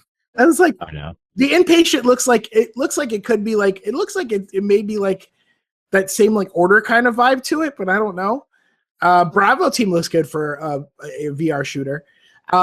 Then I really thought that was SOCOM at first. Yeah, I thought it was going to be SOCOM too. I was like, what? SOCOM? Bravo Team. I was just like, because I was a big SOCOM fan back in the day on PS2. Even though I love my GameCube and I played most of my games on my GameCube, a lot of the social shooters like your SOCOM, your Medal of Honor, stuff like that, I played those on PS2 with my friends. But God of War came, we got now crazy, not so angry, it seems, alcoholic dad Kratos kind of thing. He gives a very brooding, like, I hate everyone vibe. Though he's not so loud. He doesn't scream as much anymore, it looks like. I have a feeling that if they kill the kid and Kratos get his powers after they kill the kid, I'm down for that. Other than that, to kill the kid. Because it's a cliche story and knowing Sony making cliche games at times, I'm expecting that. Okay, so then I think God of War. I think God of War looks great. I think it's dude. I like that collapsible shield. Did you see that where he closes his fist, the shield comes out, and then he opens his? Yeah. I was like, it looks like they're trying. It looks like they're trying some really cool things with the combat, which is what I'm really. If they turn it into the never end of story, it's a day one purchase for me. Never ending story, Kratos edition. Then there was the mandatory Destiny 2, Corey. I know you were hyped for it. The trailer didn't do much for me. It wasn't that hype. Like all the stuff I liked the trailer, but it wasn't like, oh my god, it's hype. You know what I mean? It wasn't like. No, but it really showed that they're really trying to focus on narrative this time and giving us a villain to be afraid of, which is what I'm kind of looking forward to in the campaign, because let's face it, but those campaigns, like I just went through and replayed all of them on PlayStation as my hunter. Dude, gosh, dude, that's like the original campaign doesn't even have a story. And then the Rise of Iron story is just like, hey, we need to throw something together in like 5 months. Let's give Blur some story points and make some cool cutscenes, and that's it. I think the Taken King story was the only story worth playing through, and like that's this team. That's what the story was supposed to be originally for the original Destiny. Everybody who's watching this, you can save up to 50% on select digital games for the Nintendo eShop. So I don't know what it is. They just announced it. So go get some games. It's the summer. Yeah. Yay. No, definitely. And then that Spider-Man game, though. That Spider-Man game is everything I want from a Spider-Man game, it looks like. Okay, that's Batman Arkham games meets Metroid Other M for combat. It does. It does feel kind of Arkham City, Arkham universe combat with the targeting system from Other M, which I really feel is criminally like put down upon game. Like I really don't think Other M was really that bad. I enjoyed Other M except for like the cutscenes, but like I'm not expecting great cutscenes from Nintendo. I'm expecting I just want to explore this world and just shoot stuff and explore.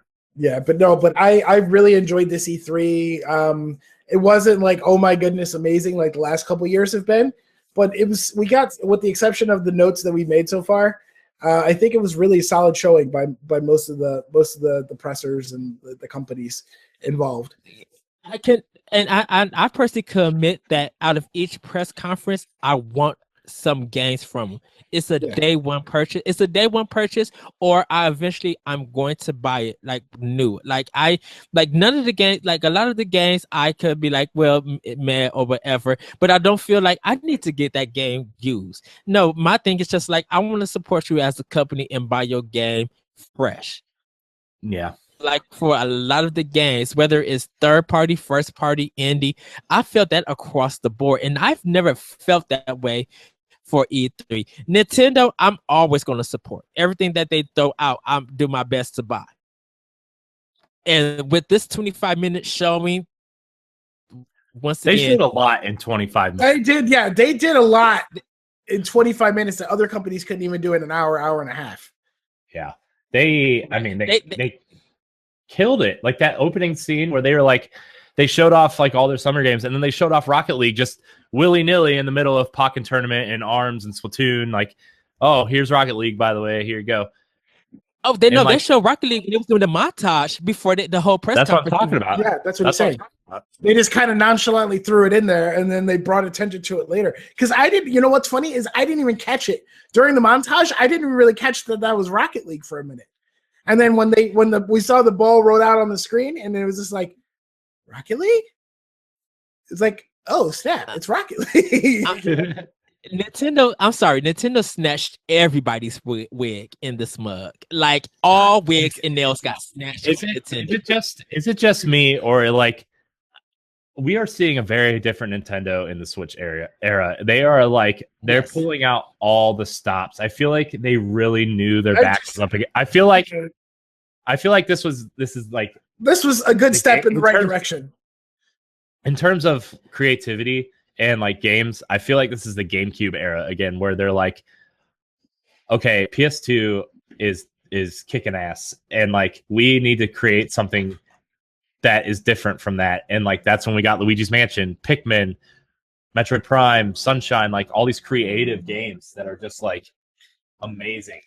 And like I feel like they feel that, okay, our back's up against the wall again, so we need to, like, they're really spacing out their franchises good. Like, okay, every month we're getting a big Nintendo game, all the way up until next year, where they said, Fire Emblem's coming early next year. I think it's that commitment. Oh, to say, I think that commitment to fun that Nintendo has always stuck by, and they kind of want to continue to get that, continue to go. Like they want you to continue to talk about their games. They want you to continue to be excited, and they want you to have this negative opinion of them and let their games prove it. And when their games do prove it, that, okay, when Nintendo said they're about fun and they're about games, and I don't know about people saying, Nintendo heard and they answer. I think that stuff was already planned. I think Nintendo. I'm just glad on one note before I don't mean to interrupt you, Ed, but Nintendo. I'm glad Nintendo didn't Nintendo. They did Nintendo for the first time in a while, because they have the tendency of going one step forward, two steps back. I'm really excited to see what they do, but I'm got to get going, guys. Peace out, guys. I love you. Ray. Rise above, guys, as always. Check out our stuff for our coverage for E3, youtube.com/Phoenix Overdrive. Also Facebook Live, facebook.com/Phoenix Overdrive. And Ray, shout out to Becky and Lee. Yeah, shout out to Becky and Lee, who couldn't be here because they're adulting right now. We've been covering our stuff, so if you guys have followed what we've done, go to the nation and stuff like that. We did some live threads and discussions there. So, but thank you guys for having me on, Corey. I was like, Corey, I have to talk Nintendo with you. Please let me come to Nintendo. Before you got on, I was like, wow, Ed, this is weird. People actually want to talk positive about Nintendo with us. But thank you guys for letting me come back on the show here, and I hope you guys have a good rest of the E3. Watch some more Nintendo. Keep me posted. Let me know what happens. Samus Amiibo? No, they're showing off. They're showing off new Metroid Amiibo. I'm gonna have to look at that and just went getting schoolgirl. I got there's a Samus Amiibo and there's a giant Metroid Amiibo. All right, guys, love you guys. Catch you later. Larry Chess. Bye, Ray. Ed, this is exciting. I'm gonna turn up this a little bit.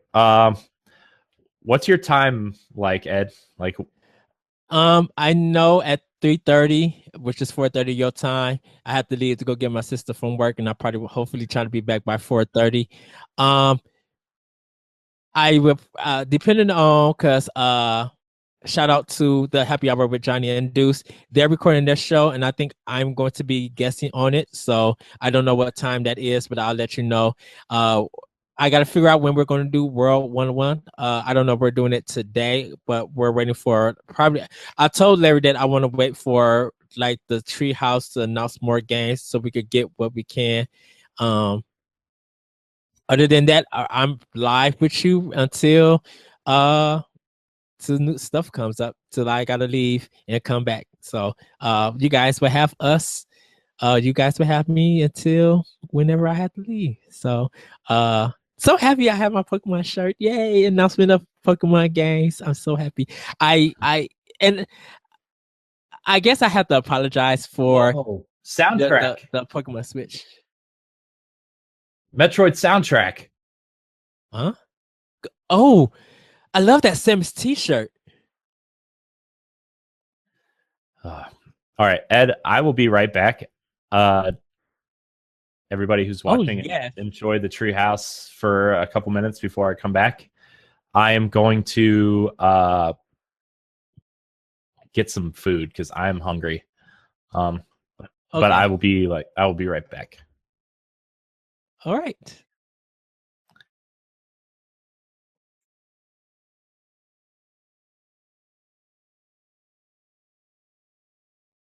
And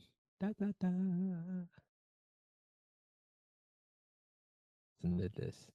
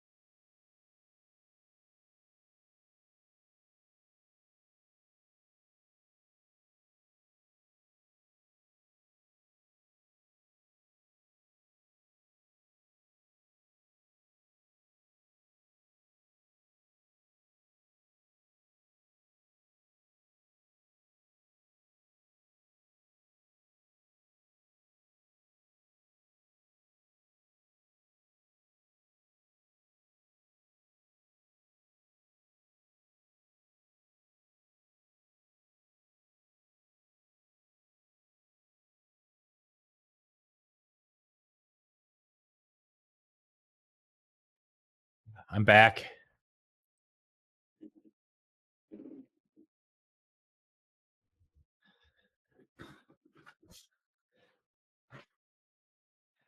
All right, Ed. You're catching me. You're catching me on a rare occasion. I don't usually drink. I don't usually drink, but this is cause for celebration. I'm celebrating.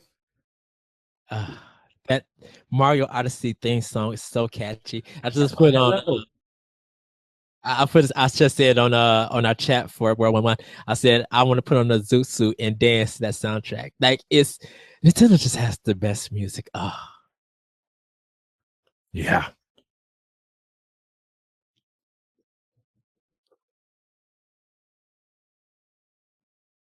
And plus, I gave you a shout out also on Facebook. Yes, of course, you're my boss. And I really want to play this game.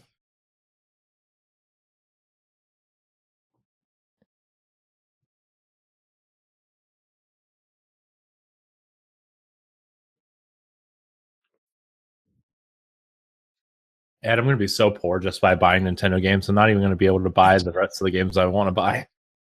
I'm going to be making sure that people caught in so I could go to work so I can make sure I have the extra money.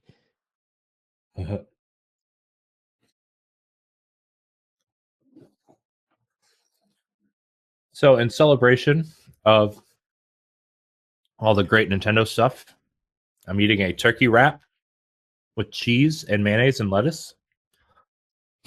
And I'm drinking a grapefruit shandy. Ugh, I don't know what that means, but it's delicious. Grapefruit. Like the ugh. Sounds disgusting. It's delicious. They're showing the Rabbids game. Yeah, I know. I'm watching it. Dude, I'm literally gonna be watching that E3 presentation showcase for Nintendo later on again. Because yeah, I'm probably gonna watch it again too. And wow, didn't see no Wii U.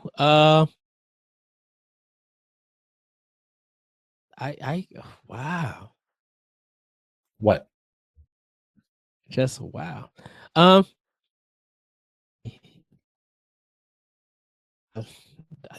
still gotta record my optional opinion thing. I think I'll do that tomorrow night. I was gonna do it today, but I'm now just gonna throw all 5 conferences together and just do a show. I want like a 1-hour show.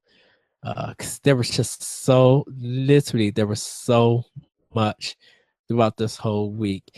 Wolfenstein 2, the new Colossus. Oh, hands down. That's a day one purchase.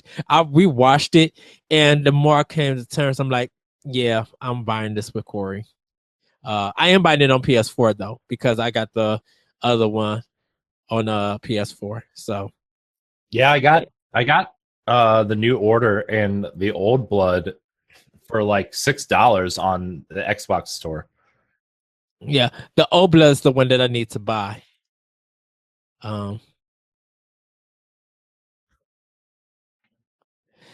So I know we have our E3 predictions that we did on the show.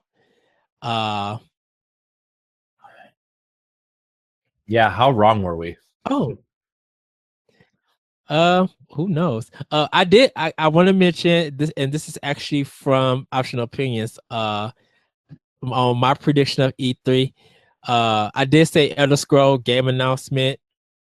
Last year games get actual release dates. New IP for Switch. This is for Bethesda. We didn't get the new IP for Switch. We didn't get the Fallout Shelter 2. But I put the Evil Within VR. But we got a part 2 to that.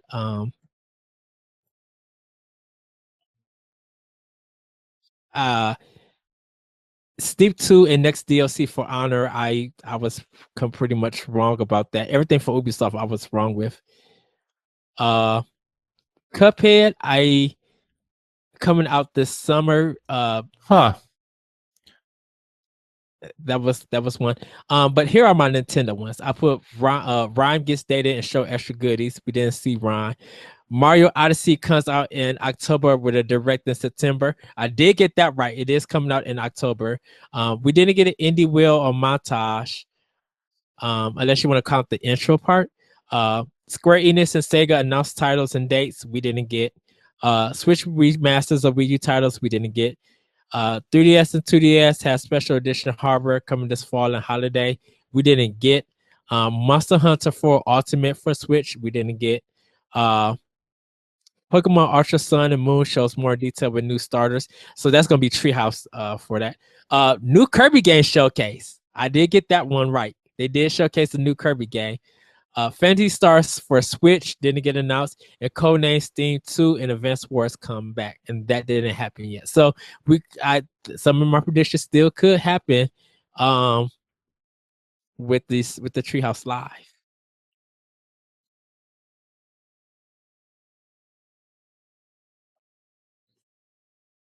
This is interesting. A news story on Game Informer said Nintendo didn't dismiss a cameo from Donkey Kong or Pauline for Mario Odyssey, and that they hinted that there's a reason it's called New Donk City. Donkey Kong gets the mayor. Prize. That'd be an interesting twist.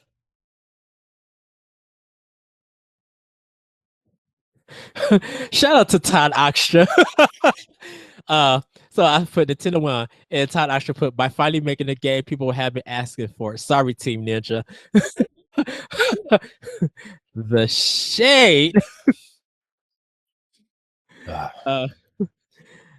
Todd likes to throw some underlying shade to everything. It's so funny. Like, he'll compliment something with just a little bit of shade underneath, and it's just funny. I love Todd so much. Yes, I love him so much. Man, I need to play Metroid Prime 1, 2, and 3 again. I own it on Wii U. I brought it from for that Wii eShop.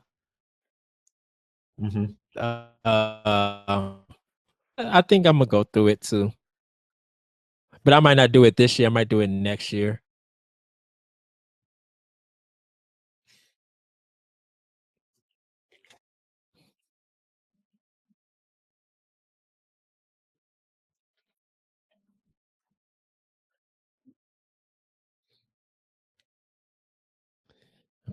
I know I spelled Odyssey wrong again.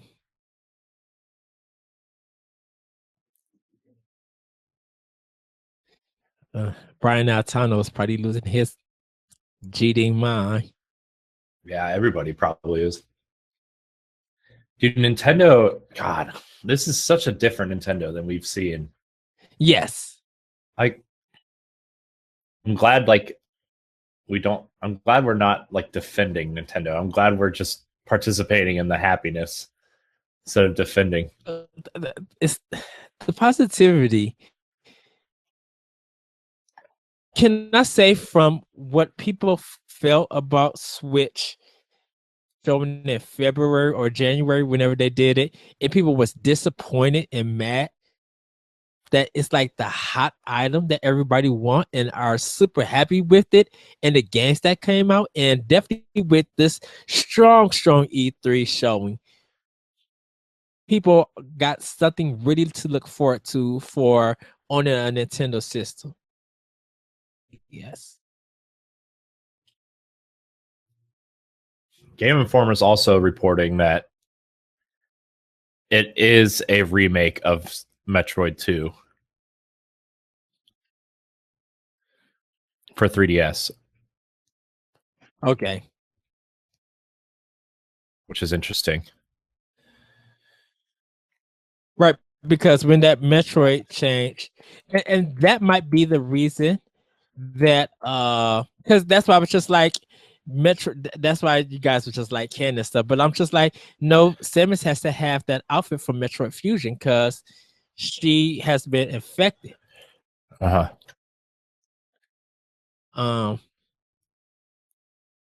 Dude, October 27th is a busy day.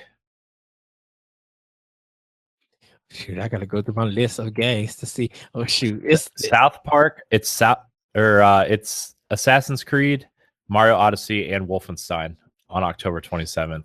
Okay, so Mario Odyssey and Wolfenstein, I'm buying. And then the week before that is South Park. Like fall and holiday games are already set for the whole year. Dude, they have too much almost. Like, where's Fire Emblem Warriors coming out? Like, sometime this year. I mean, man, I wonder if that's going to be their December title. Nintendo usually has a small December title.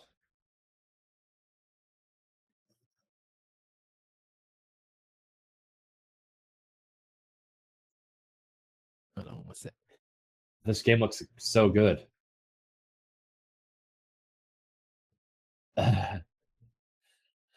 Dude, putting Mario and Rabbids in an XCOM style game was so smart.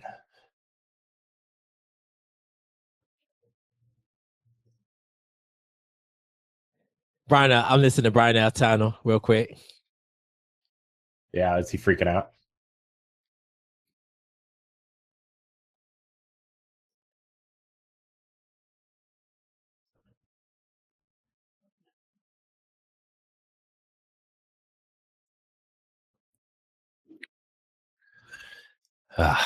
This is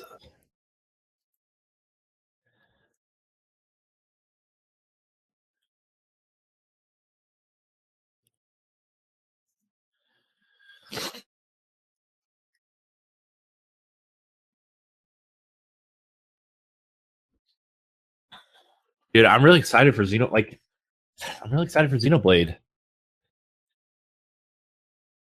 Yeah, Xenoblade Chronicles 2. That's just a must-have. Yeah. Like, and I really hope that Nintendo to be able to get out more Switches, and hopefully it meets the demand. Like, I know they're working hard to get as many as they can out, but I think this is going to be the hot item for holiday. And I think this, with everything they've announced, it's going to be.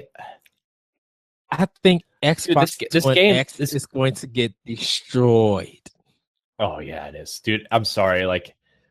As big of a fan as I am of the Xbox, like the X, just like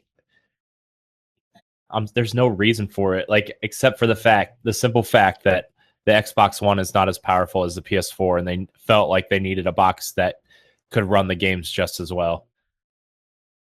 Like, but in terms of games and stuff, like, dude, Nintendo has their number. To support. PlayStation has the marketing on all the big third-party games except for Assassin's Creed this year, it seems like. So, like, I don't know. The Crackdown, there's got to be something in Crackdown that's got to be amazing to sell that box. I'm sorry.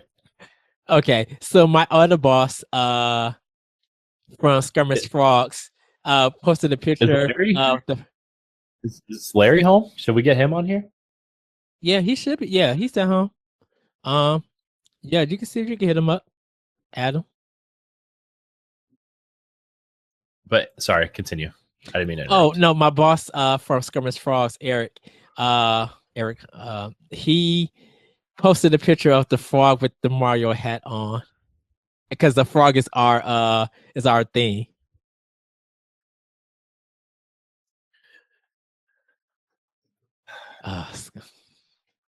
Dude, I want to hate the rabbit so much, but that Luigi rabbit is awesome.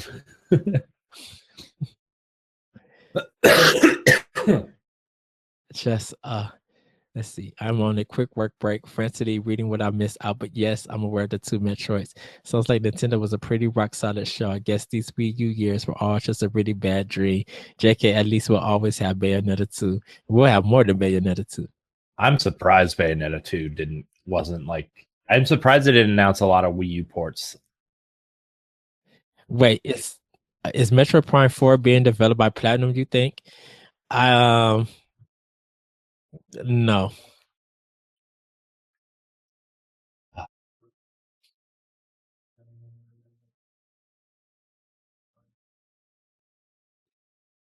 No, Team Ninja can't be doing it because they're well, yeah.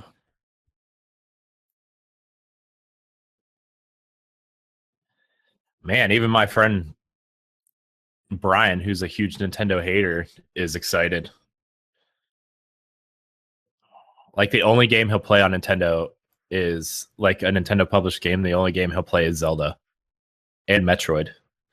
Like those are the only two games he will play, and he's excited.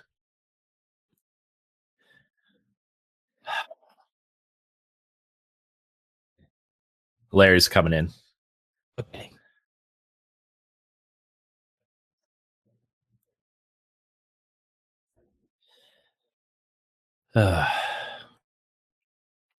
Man, dude, I just want to say that like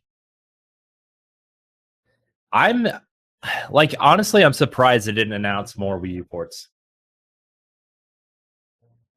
I mean, as much as I really don't care, like I'm surprised they didn't announce like, you know, Bayonetta might. I mean, Treehouse still going on. They said they're going to have more breaking news throughout the day. For Switch and 3DS.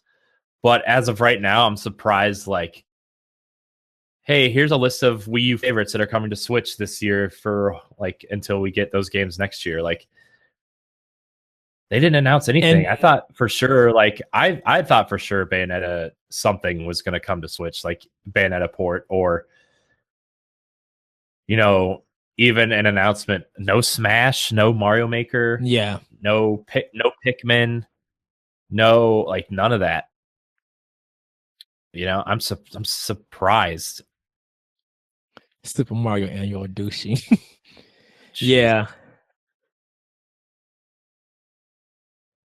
Hey, as soon as Larry pops in here, I'm gonna leave and come back because like it's not allowing the person who's talking to pop up on the screen. Oh no. So that I'm gonna leave and come back. Okay. That might mess up the stream a little bit, but that's okay. I'll fix it. I'll be here. You know what? I'm gonna try it right now. Hold on. Okay. If I lose you, I'll call you back. Okay. Wait, yeah, because you are the host.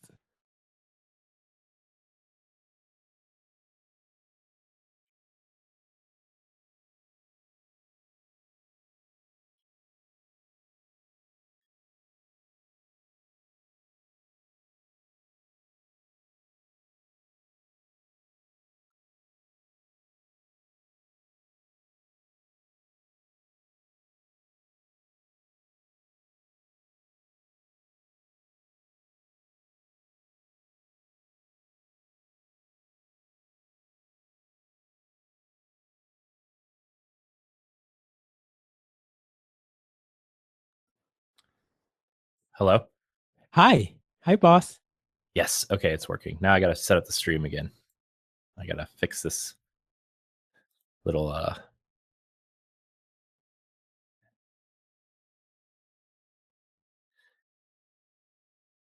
man, dude, I am so excited for this. Like, yes. I really don't know how to contain my excitement. I think sorry anybody who's watching the stream, I just got really big on the screen. Wait, no, I'm not what you want to watch, but can't wait to play. Only 3 months. Is Metroid coming out this year?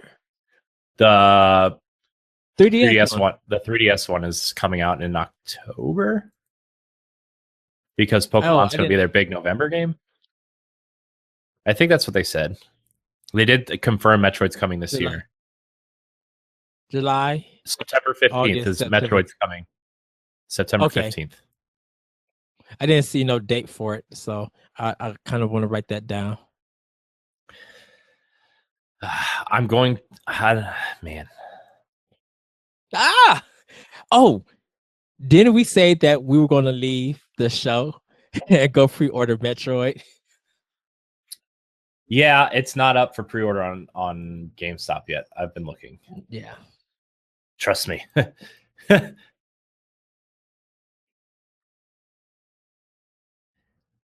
Metroid Prime 4, dude.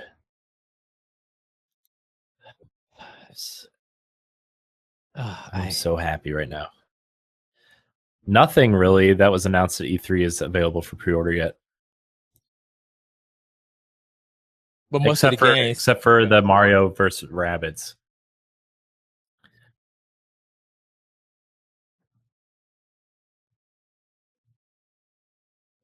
Dude, even the pause screens look cool. Look at this. Look at Mario just standing there like a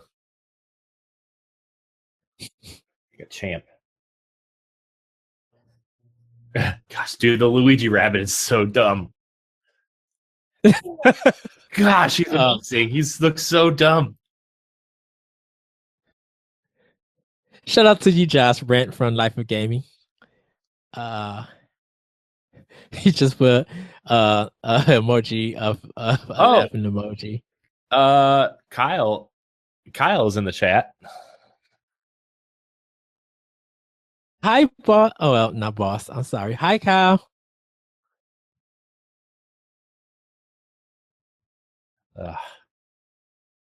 Hi, Kyle. I haven't even been watching the chat.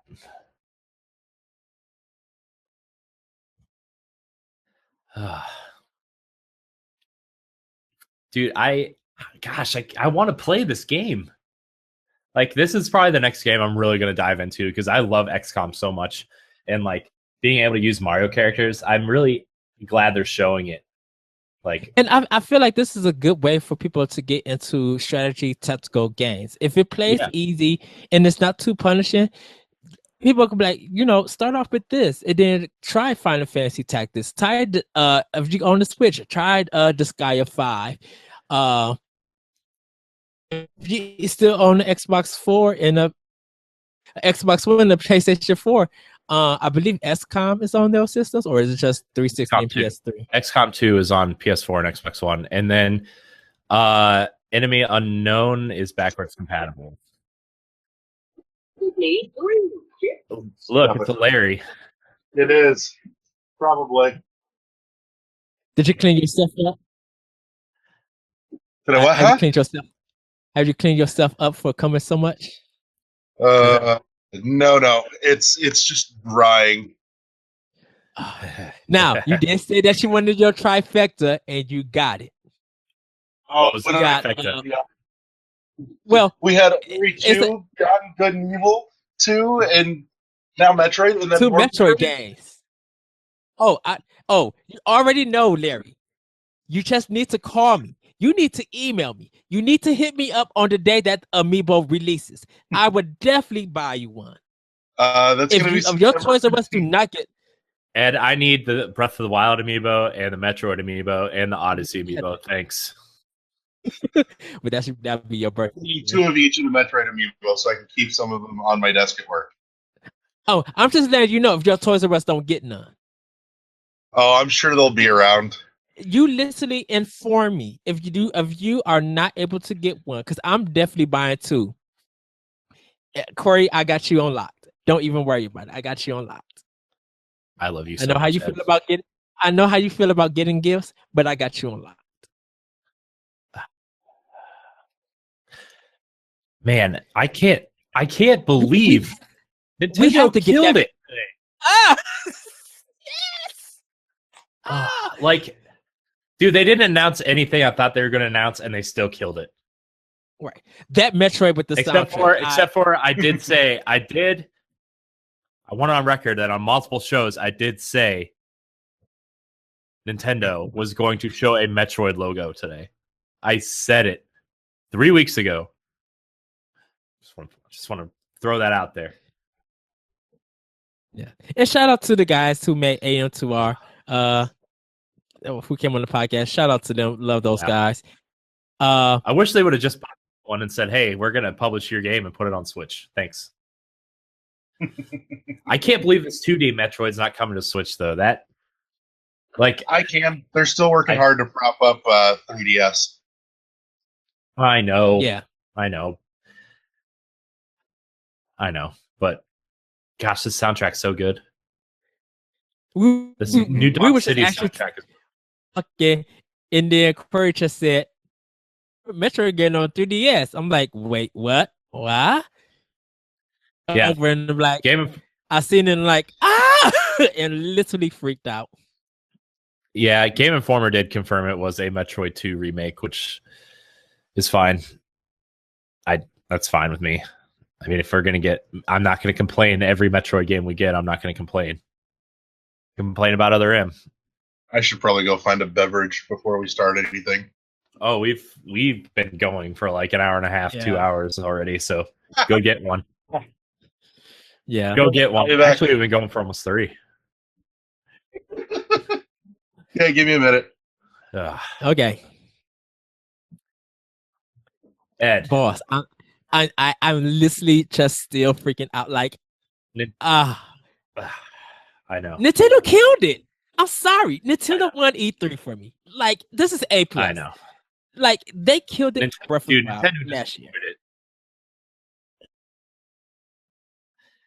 Dude, there's so many games coming out now that I just, gosh, I'm gonna cry. But I do have everything pre-ordered that's coming out this year that I want, so that's good. I wonder what they're going to show next. Like, I wonder. I missed what they was announced next on the live stream. Yeah, I missed it too. I wonder, are they ending it at 5:00? For Nintendo for Treehouse. They're ending it at 5. I wonder, because I don't know what time the tournament for Splatoon 2 happens.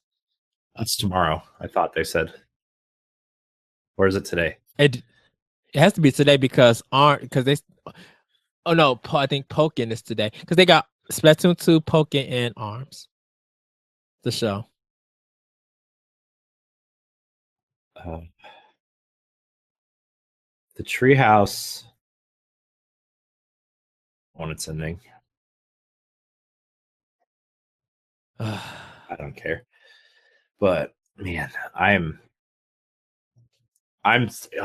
like, it is a good time to be a Nintendo fan. Like, as excited as I am for all these other games that were announced at E3, like I'm really stoked for Anthem, and like I'm really excited for Assassin's Creed and God of War and stuff. But like, more Nintendo games I would rather be playing right now than anything else that was announced this week. Like, I still want to know the good Beyond Good and Evil stuff. Oh, dude, they're gonna show Metroid. Nope, I lied. Fire Emblem Warriors. Oh. Guy had a Metroid shirt on. I got really excited they're gonna show Metroid Prime 4.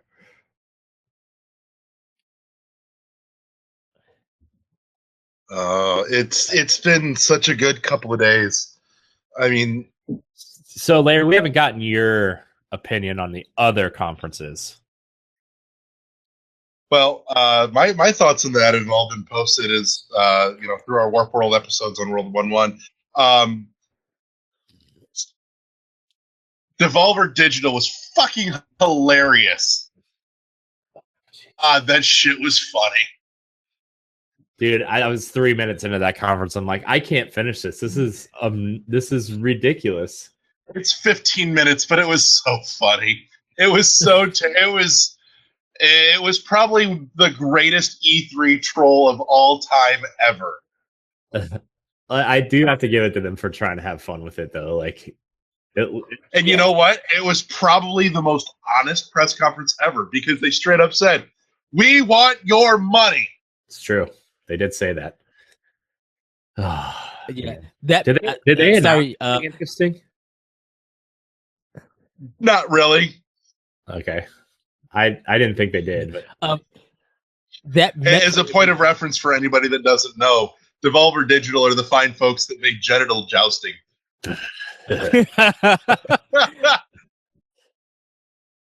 You wrestle to put your animated penis into another penis butthole. It's just, yeah, no, it's a thing. Go check that shit out. But yeah, no, other shows though. We opened with EA, which was probably the most painful of the bunch. Yeah. It was kind of haphazard and all over the fucking place. They way too much of that show with annual sports series that we already know about every year because it's what they do every year. It's like you should have cut that out and brought in other stuff. They definitely doubled down hard on Battlefront 2. Battlefront 2 looks a lot like what Battlefront should have been. I'm pleased that not only are they doing a single player campaign, but they're doing one that actually creates new canon for the universe that bridges the story, somewhere between and Force Awakens. I thought that was pretty cool. The fact they're talking new seasonal content for free. I hope to Christ that means that we're finally doing away with season pass shit and that others will follow. That needs to end like 2 years ago. I was really sad though that we didn't see them return some of the franchises that I would have loved to see. Dead Space would have been a great one to bring back around again.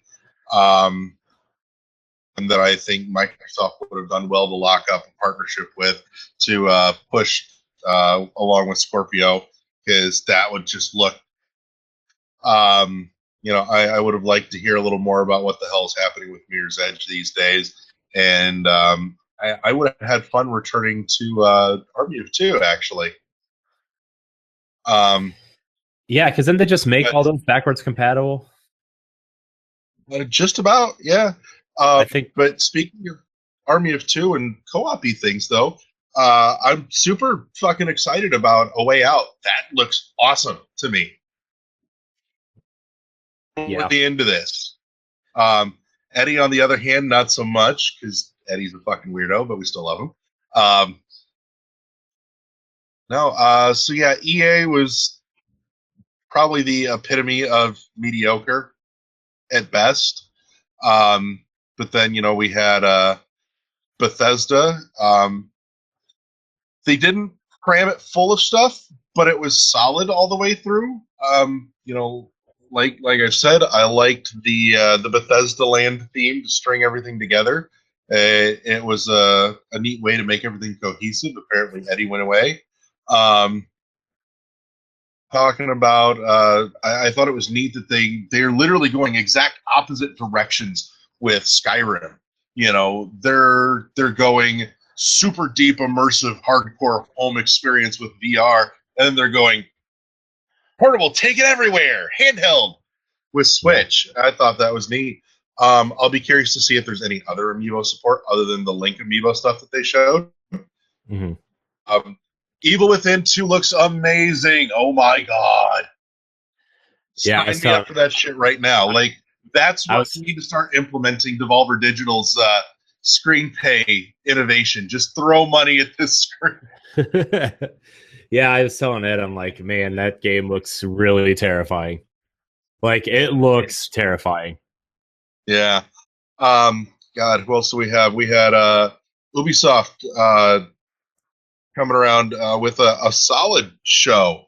We, in particular, my standouts in Ubisoft were about Assassin's Creed. It's not my thing, new. But man, Starlink. Yeah, that was interesting. We hoped No Man's Sky was going to be.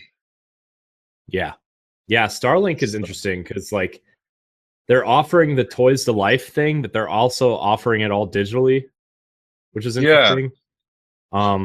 Too, if there's something you can't find, it's not permanently out of reach. Yeah. So that's not a bad thing. But I want the toys. I want the little spaceships. I want to build the spaceships, and I want to play with the spaceships. It just appeals to the child in me in all the correct ways. Yeah, I know. It looks really good. I Man, I think Ubisoft probably out of the third parties probably had the best conference. Agreed. Even I think their conference might have been better than Xbox and Sony's too, like in terms of games that I want to play and like new stuff announced. Like they had a really, really good mixture of things that I wanted to play. I think South Park looks really good. I think this stupid Mario and Rabbids XCOM game looks amazing. Like as much as I want to hate that combination, as much as I want to hate the Rabbids and Mario thing, I want to. That's my most anticipated game for Switch right now. You know, I told Eddie this year. I told Eddie that it looks like having Mario involved with the Rabbids tones down their obnoxiousness just enough to almost put them on par with the Minions instead, to where their stupidity is tolerable. Yeah. Yes. That's stupid. The stupid Luigi Rabbit is amazing. God, oh my gosh, he's amazing. Like I don't like the Peach one's kind of annoying, but like I've just been watching the stupid Luigi one, and everything that he does is just amazingly dumb in the best way possible. They're better than the Minions. It's awesome. Oh. Yeah, no, I mean that looks fantastic, and it was kind of surprising that that's where we saw Miyamoto this year on stage with Ubisoft, rather than on stage at Nintendo's show. But I'm okay with it. He came out, they had fun, they got their obligatory awkward moment out of the way on stage at the beginning there, and then we saw games, and it was great. And then, of course, you can't not talk about heart-wrenching, beautiful moment of seeing Michelle Ansel come on stage and crying that his game finally gets to see the light of day. Yeah. Beyond Good and Evil 2. Larry, I'm sure you played Beyond Good and Evil, but I was one of the few people I was playing it some yesterday again. I was one of the few people who bought that instead of Prince of Persia that day, and like.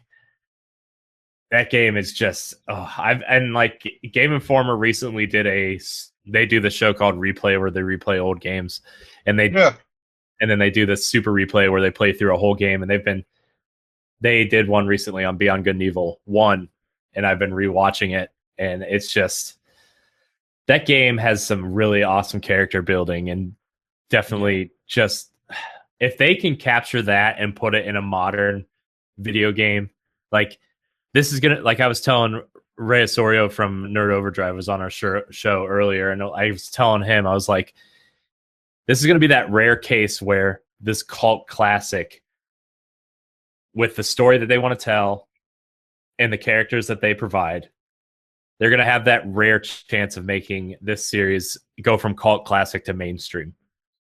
Yeah, just based on the way Ubisoft like builds their worlds and how dense the worlds can be, and if you can like really tell an awesome story, like a really meaningful story with these characters, it's gonna be awesome. Sorry, I just seen the Super Mario amiibo. Beautiful. Aren't they amazing? Yeah. Yes. I want the big Bowser. Oh my god. I'm getting that one. The one thing is, the rumor about Beyond Good and Evil right now is that they're not announcing platforms because they're working on a deal with Nintendo for a 1-year timed exclusive. That rumor's been floating strong for a little bit here. I do think it was Beyond Good and Evil trailer was on Sony's YouTube channel and then went down. That it's been taken off of their channel.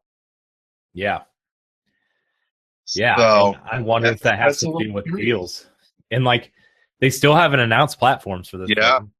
And no, they haven't. Not a single console logo attached to that trailer. And like, honestly, like with Beyond Good and Evil and the timed exclusive thing, I don't think it's going to be a Tomb Raider situation.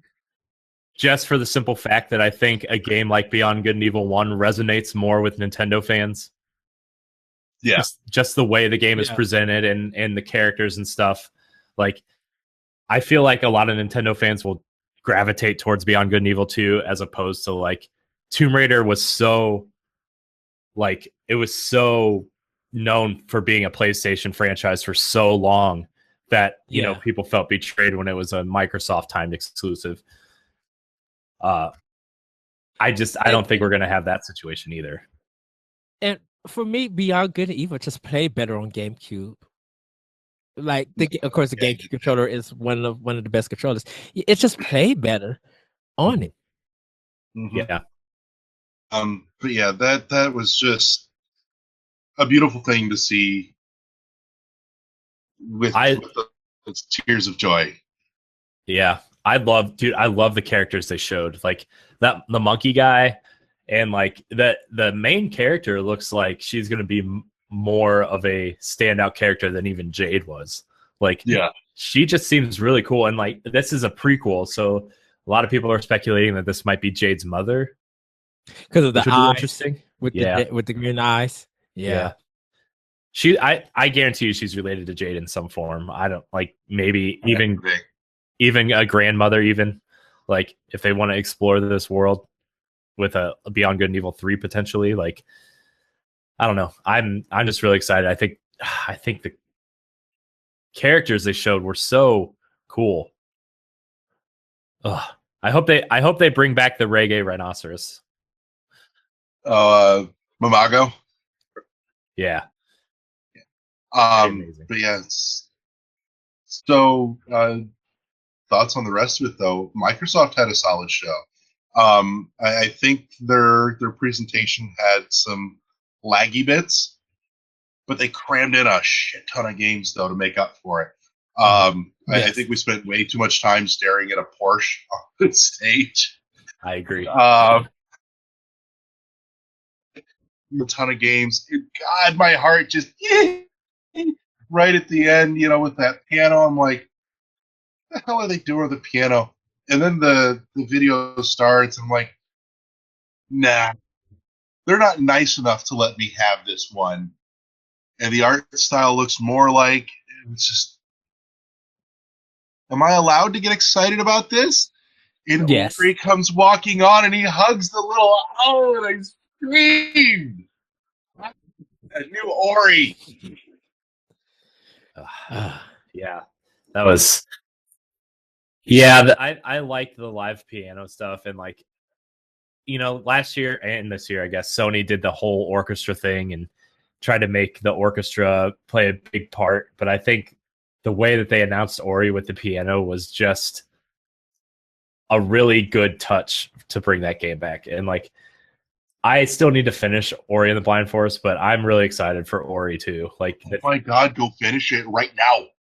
Like, drop whatever the hell you're doing, including the go finish it now. Oh my God. They're probably one of the most beautifully sympathetic. I can't even call it a villain in that when you find out, you just melt. Yeah. Of mine at work that's playing Ori. I'm betting she's just finished, but she was telling me the other day that she spent her whole weekend because I loaned her my copy. She's like, I spent the whole day, the whole weekend, screaming and cursing your name while I played this game because it's so good. But that beginning just killed me. It just tore my heart up and stomped on the pieces. Beginning of that game is worse than the beginning of the movie Up. Yeah. Yeah, the beginning of that game is really sad. So like, I don't know if I can continue playing this. I can't even see my TV right now. So many tears. Oh, I wasn't crying. I was just like, I was still just happy to play the game and on the Xbox One to play it. What a weirdo. That didn't make you sad? No. You heartless bastard. I know. Like, it takes a lot to really no point in the game. Like Nintendo games kind of do it for me in a sense. But like Ori just made me want to buy a Xbox One. It didn't push me into tears or anything, but it just made me want to buy the system. There is a pillow-sized Ori plushie coming. I believe it. Like, I'm shocked it's not for order now, and it's the big mama with holding Ori in her arms, and it's like 60 pounds. So $60 European, which I think translates to roughly $80 US. Can I tell you the only thing that ever made me cry about a video game was the first time I went to Symphony of the Goddess, and it was coming back from intermission, and they played the Great Fairy thing, and how beautiful it sounded. I literally teared up and cried. That was the only time I ever cried about a video game. And still, every time I hear it, I'd be ready to just choke, because hearing it live is just so breathtaking, so amazing. Yeah. So, but yeah, the other couple of shows that are left to go over, I hate to kind of blitz it, but I do have to go pick up a child. The Last Night also, to you, Larry, The Last Night. Mm-hmm. Yeah. But yeah, Sony's show opened with some technical problem and an orchestral live music thing that went on far too long. They had that kind of music playing, and I'm like, okay, it's not Assassin's Creed because Microsoft's got that tied up. I was really honestly hoping to see Prince of Persia. That would have been cool, but instead we got Uncharted, which is okay. I'm all right with that. You know, Eddie and I talked about this thing that they're doing where we're getting these standalone stories at like $30-$40 a pop that are bigger than just little bits of DLC, but they're not charging full price for because they don't have to build, you know, brand new engines and whole new assets to make everything from scratch. I think that's a really cool thing, and I hope we see more of that going forward. Yeah, is the Horizon one standalone, or is it straight up DLC? Since they didn't DLC. Yeah, DLC as well. So it's DLC. Yeah. Eddie missed that terrible pun that I made when we were talking about, because I told him, I said, you know, the Frozen Wilds just looks really cool. Yeah, it's bad. Gary, I told Ray, Ray, that I wanted to Westboro DLC for Far Cry 5. Eddie, you went robot. Yeah, he did. Hardcore robot. Dang it! I want the Westboro DLC. The Westboro DLC for Far Cry 5. I mentioned that. I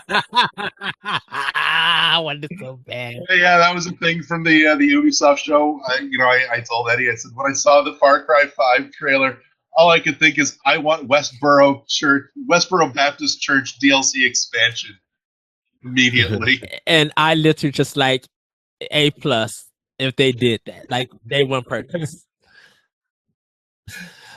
We got the canon. Immediately. I mean, we got the canon in Wolfenstein too. Yep. So, but yeah, no, Sony though, you know, they definitely covered a solid amount of stuff there. That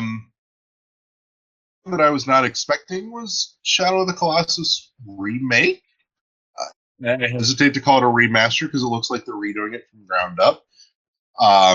And it looks beautiful. I'm not going to lie, though. When I saw that broken bridge, I was really hoping that we would be going back to after the events of Shadow of the Colossus. I would love to see somebody new fall into that trap all over again and play it anew in that world.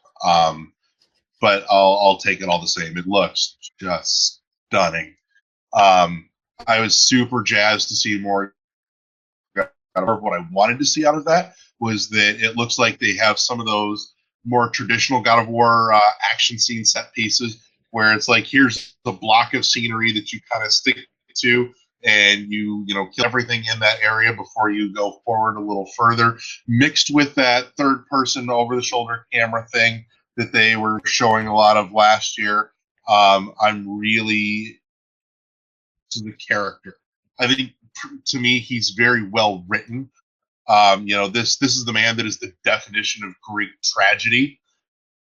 And I'm very interested to see him grappling with his humanity, conflicting with everything that he's done in the past, and trying to figure out how to be a father again and how to love this child in whatever way he can. I think he's far too damaged as a human being to be able to do so like any normal person would, and I how they write that. But I'm really stoked for that. I also want to know, what is that kid's name, because so far he's only called him Boy. We don't know that child's name. I don't think he had a name in the game. No, he has a name. I think they confirmed it somewhere. Rounding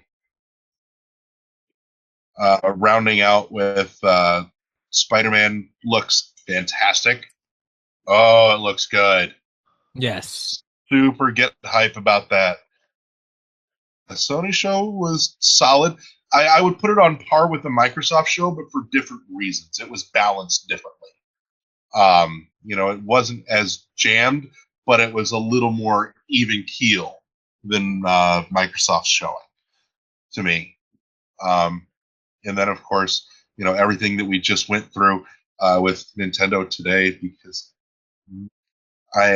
every year I hold out hope, and I try not to, because the disappointment hurts. It hurts so much. But this year we nearly got it all. Like, literally the only thing missing for me personally was new F-Zero. And at this point, I've got 2 new Metroids, so I hope that they see that some of the franchises they've left are Larry, you didn't just get 2 Metroids, you got Rocket League. That too. Oh my God. You and I and Adrian have talked about this for months. Yes. Rocket League needs to happen. And I told you guys, I said, Psyonix is looking at it. They've been talking about it. Gnosis, whatever the hell they're called. They've been looking at it, trying to see if the community is there on the Switch to make it worth their money to bring it over. And we got confirmation. They slipped that one right in at the beginning with their little sizzle reel of stuff coming. That's got me super pumped. I was unbelievably happy that we did not spend pretty much any time on ARMS or Splatoon 2. Yeah. We've seen so much of that. Leave it be. And they did. They did this very smartly. I was also pleasantly surprised, because as much as they said we are focusing, and they did, that's the thing. They did focus on the stuff that's coming out, but then, they did slip in some 2018 stuff too. Some surprises that we weren't expecting, because everyone was so focused on those 4 numbers, 2017, that we got we're seeing a new Yoshi game that looks super cute. I'm fearful of the fact that we're getting a new Kirby, because lo, the harbinger of death when it comes to consoles. A Pokemon game is coming. Yeah. So let's look at let's look at 2018 real quick. And I know Metroid Prime 4 probably isn't coming in 2018. I mean, it might, but they've already announced a new Fire Emblem is coming. We've got Kirby, we've got Yoshi, we've got Pokemon, and possibly Metroid. That's next year. And that's not including, they'll probably bring over some sort of Smash port next year. I'm sure. Mario Maker's probably somewhere in there. They've already got almost a full lineup next year. And Retro, and that's arguably as good as this year. Retro and we still don't know what Retro's doing. And we still don't know what Retro's doing. Yeah. Yeah, I mean, it's, there is confirmation that Prime 4 is not Retro Studios, which is why we didn't see their logo attached to that teaser. Oh, really? Yeah. I have confirmation. I do not have confirmation, but there is rumor that it is being handled in-house in Kyoto for Prime 4. And hopefully Hideo Kamiya, he was just like, it would be good to see something really wonderful happen at Nintendo's conference next tomorrow. He said that yesterday, so we might get a wonderful 102. Who knows? Like, we don't even know what Platinum is doing. They have to have something up there. They've confirmed that they have a Switch exclusive project. They've gone on record saying we have a Switch exclusive project. So we shall see. Because I can't see them doing Metroid Prime. Like, Metroid Prime is first person. I can't see that being a third person. No, they would be doing one of their franchise. I mean, I would go out on a limb and say it's probably either Wonderful 102 or Bayonetta. I don't think they would revisit Mad World. I don't think I wouldn't be upset about that though. Ooh, I mean, I would either. But Bayonetta, they're going to do something that's more popular than Mad World. I would really want them to bring Vanquish back, or wish that Capcom gave them Beautiful Joe and made it straight Switch, and they do a new Beautiful Joe style game. Like, I miss that. I'd be okay with that. But yeah, I think we already know actually what Metroid Prime 4 is about. About it at this exact moment, but I think we actually know already. They have to bring Mother Brain. They have to bring her. No, they don't. See, they've done interviews, and Tanabe has talked about the fact that he wants to dig more into whatever this beef between Silex and Samus is. Because for those that have not played it and gotten that 100% ending at the end of Corruption, when you see Samus leaving in her gunship, you see Silex chasing after her.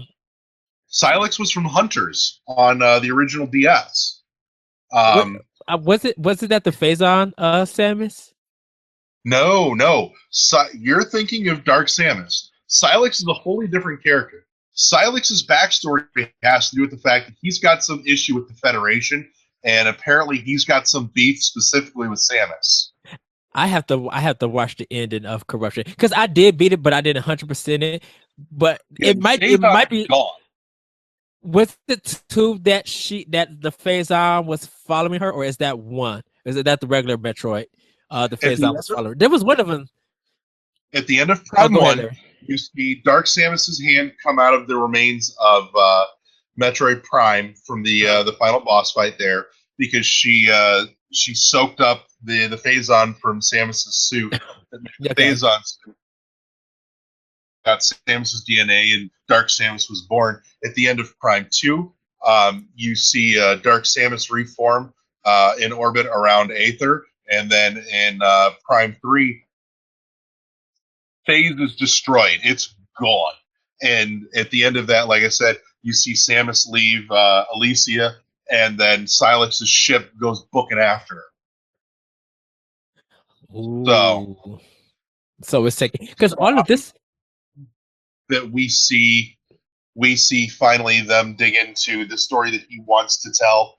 What's this thing between Silex and Samus and the Federation that they've got an issue with? This has to all happen before Metroid games, because the first Prime 3 games sit between Metroid 1 and Metroid 2. I thought the Prime games was how all of it started before Metroid even started. Nope. Because Metroid 1, the Prime series, Metroid 2, Super, Other M, Fusion. So that's your order. Well, it's Other M and Other M and Fusion is not together, because after Other M, when he dies, Fusion, the captain, when he dies, Fusion begins to happen, because it's the voice of Adam in that one. Right. That's kind of the connection. Uploaded. Yeah.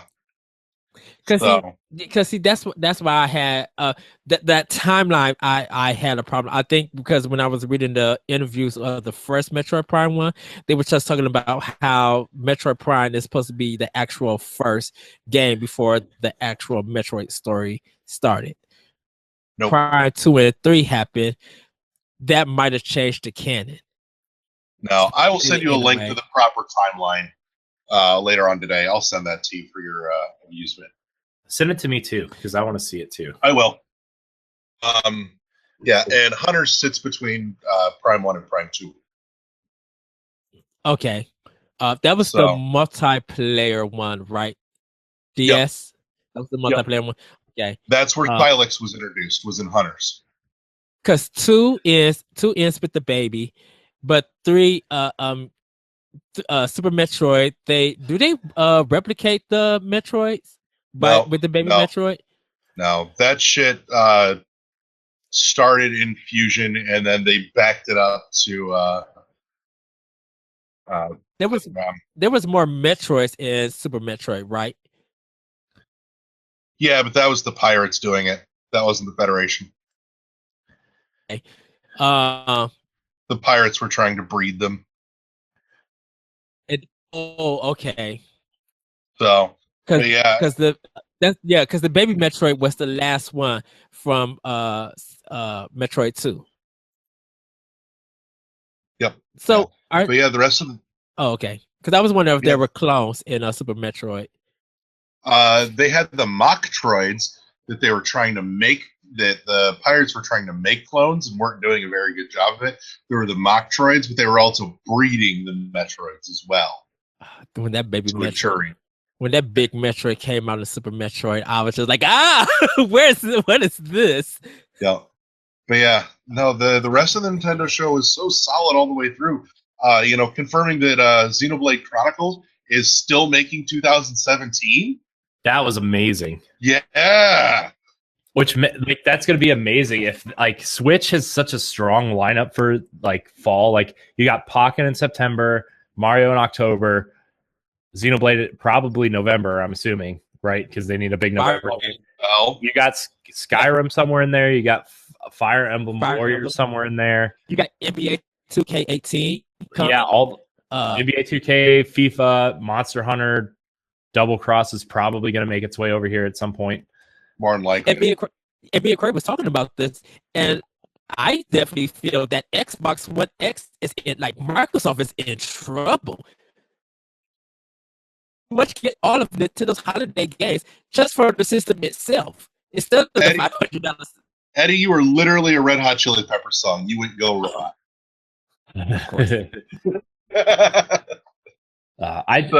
I still feel like the Switch. I feel like Nintendo has positioned themselves well to make the Switch a good companion to your first console, and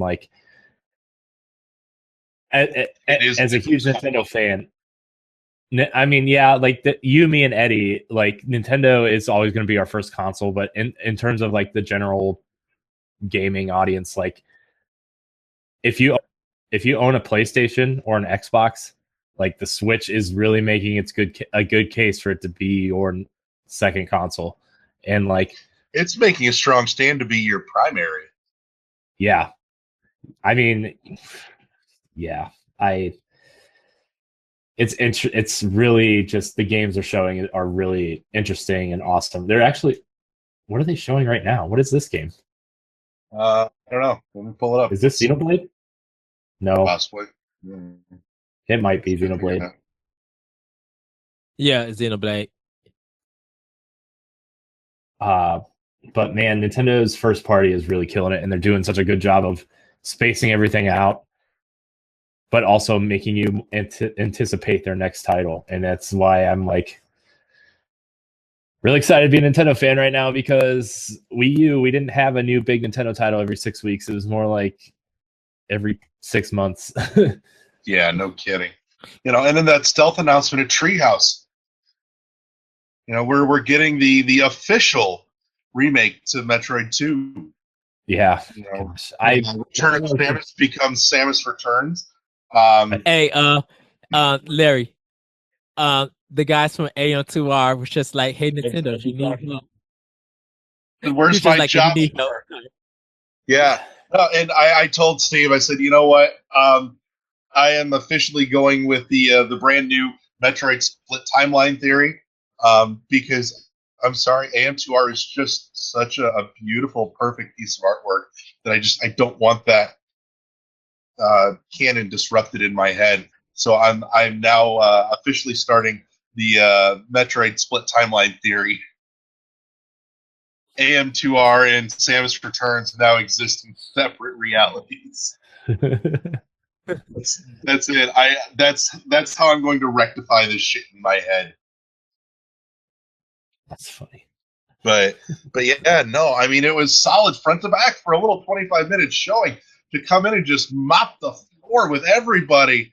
You know, I was so ready for disappointment. I was okay with the fact that I'm getting Ori 2. I'm like, you know what? If I don't see Metroid this year, my game of the show, because it's just so beautiful and perfect in all the right ways. And then Metroid comes in that, and like I said, Beyond Good and Evil 2, and then Prime 4. I'm like, we just hit the holy fucking trinity, at E3, and then on top of that, and then Nintendo says bigger and bigger, and at this point, the only things we have left to bitch about now are Half-Life 3 and F-Zero, which, by the way, we're waiting for comment, Gabe. Where the fuck you at with that?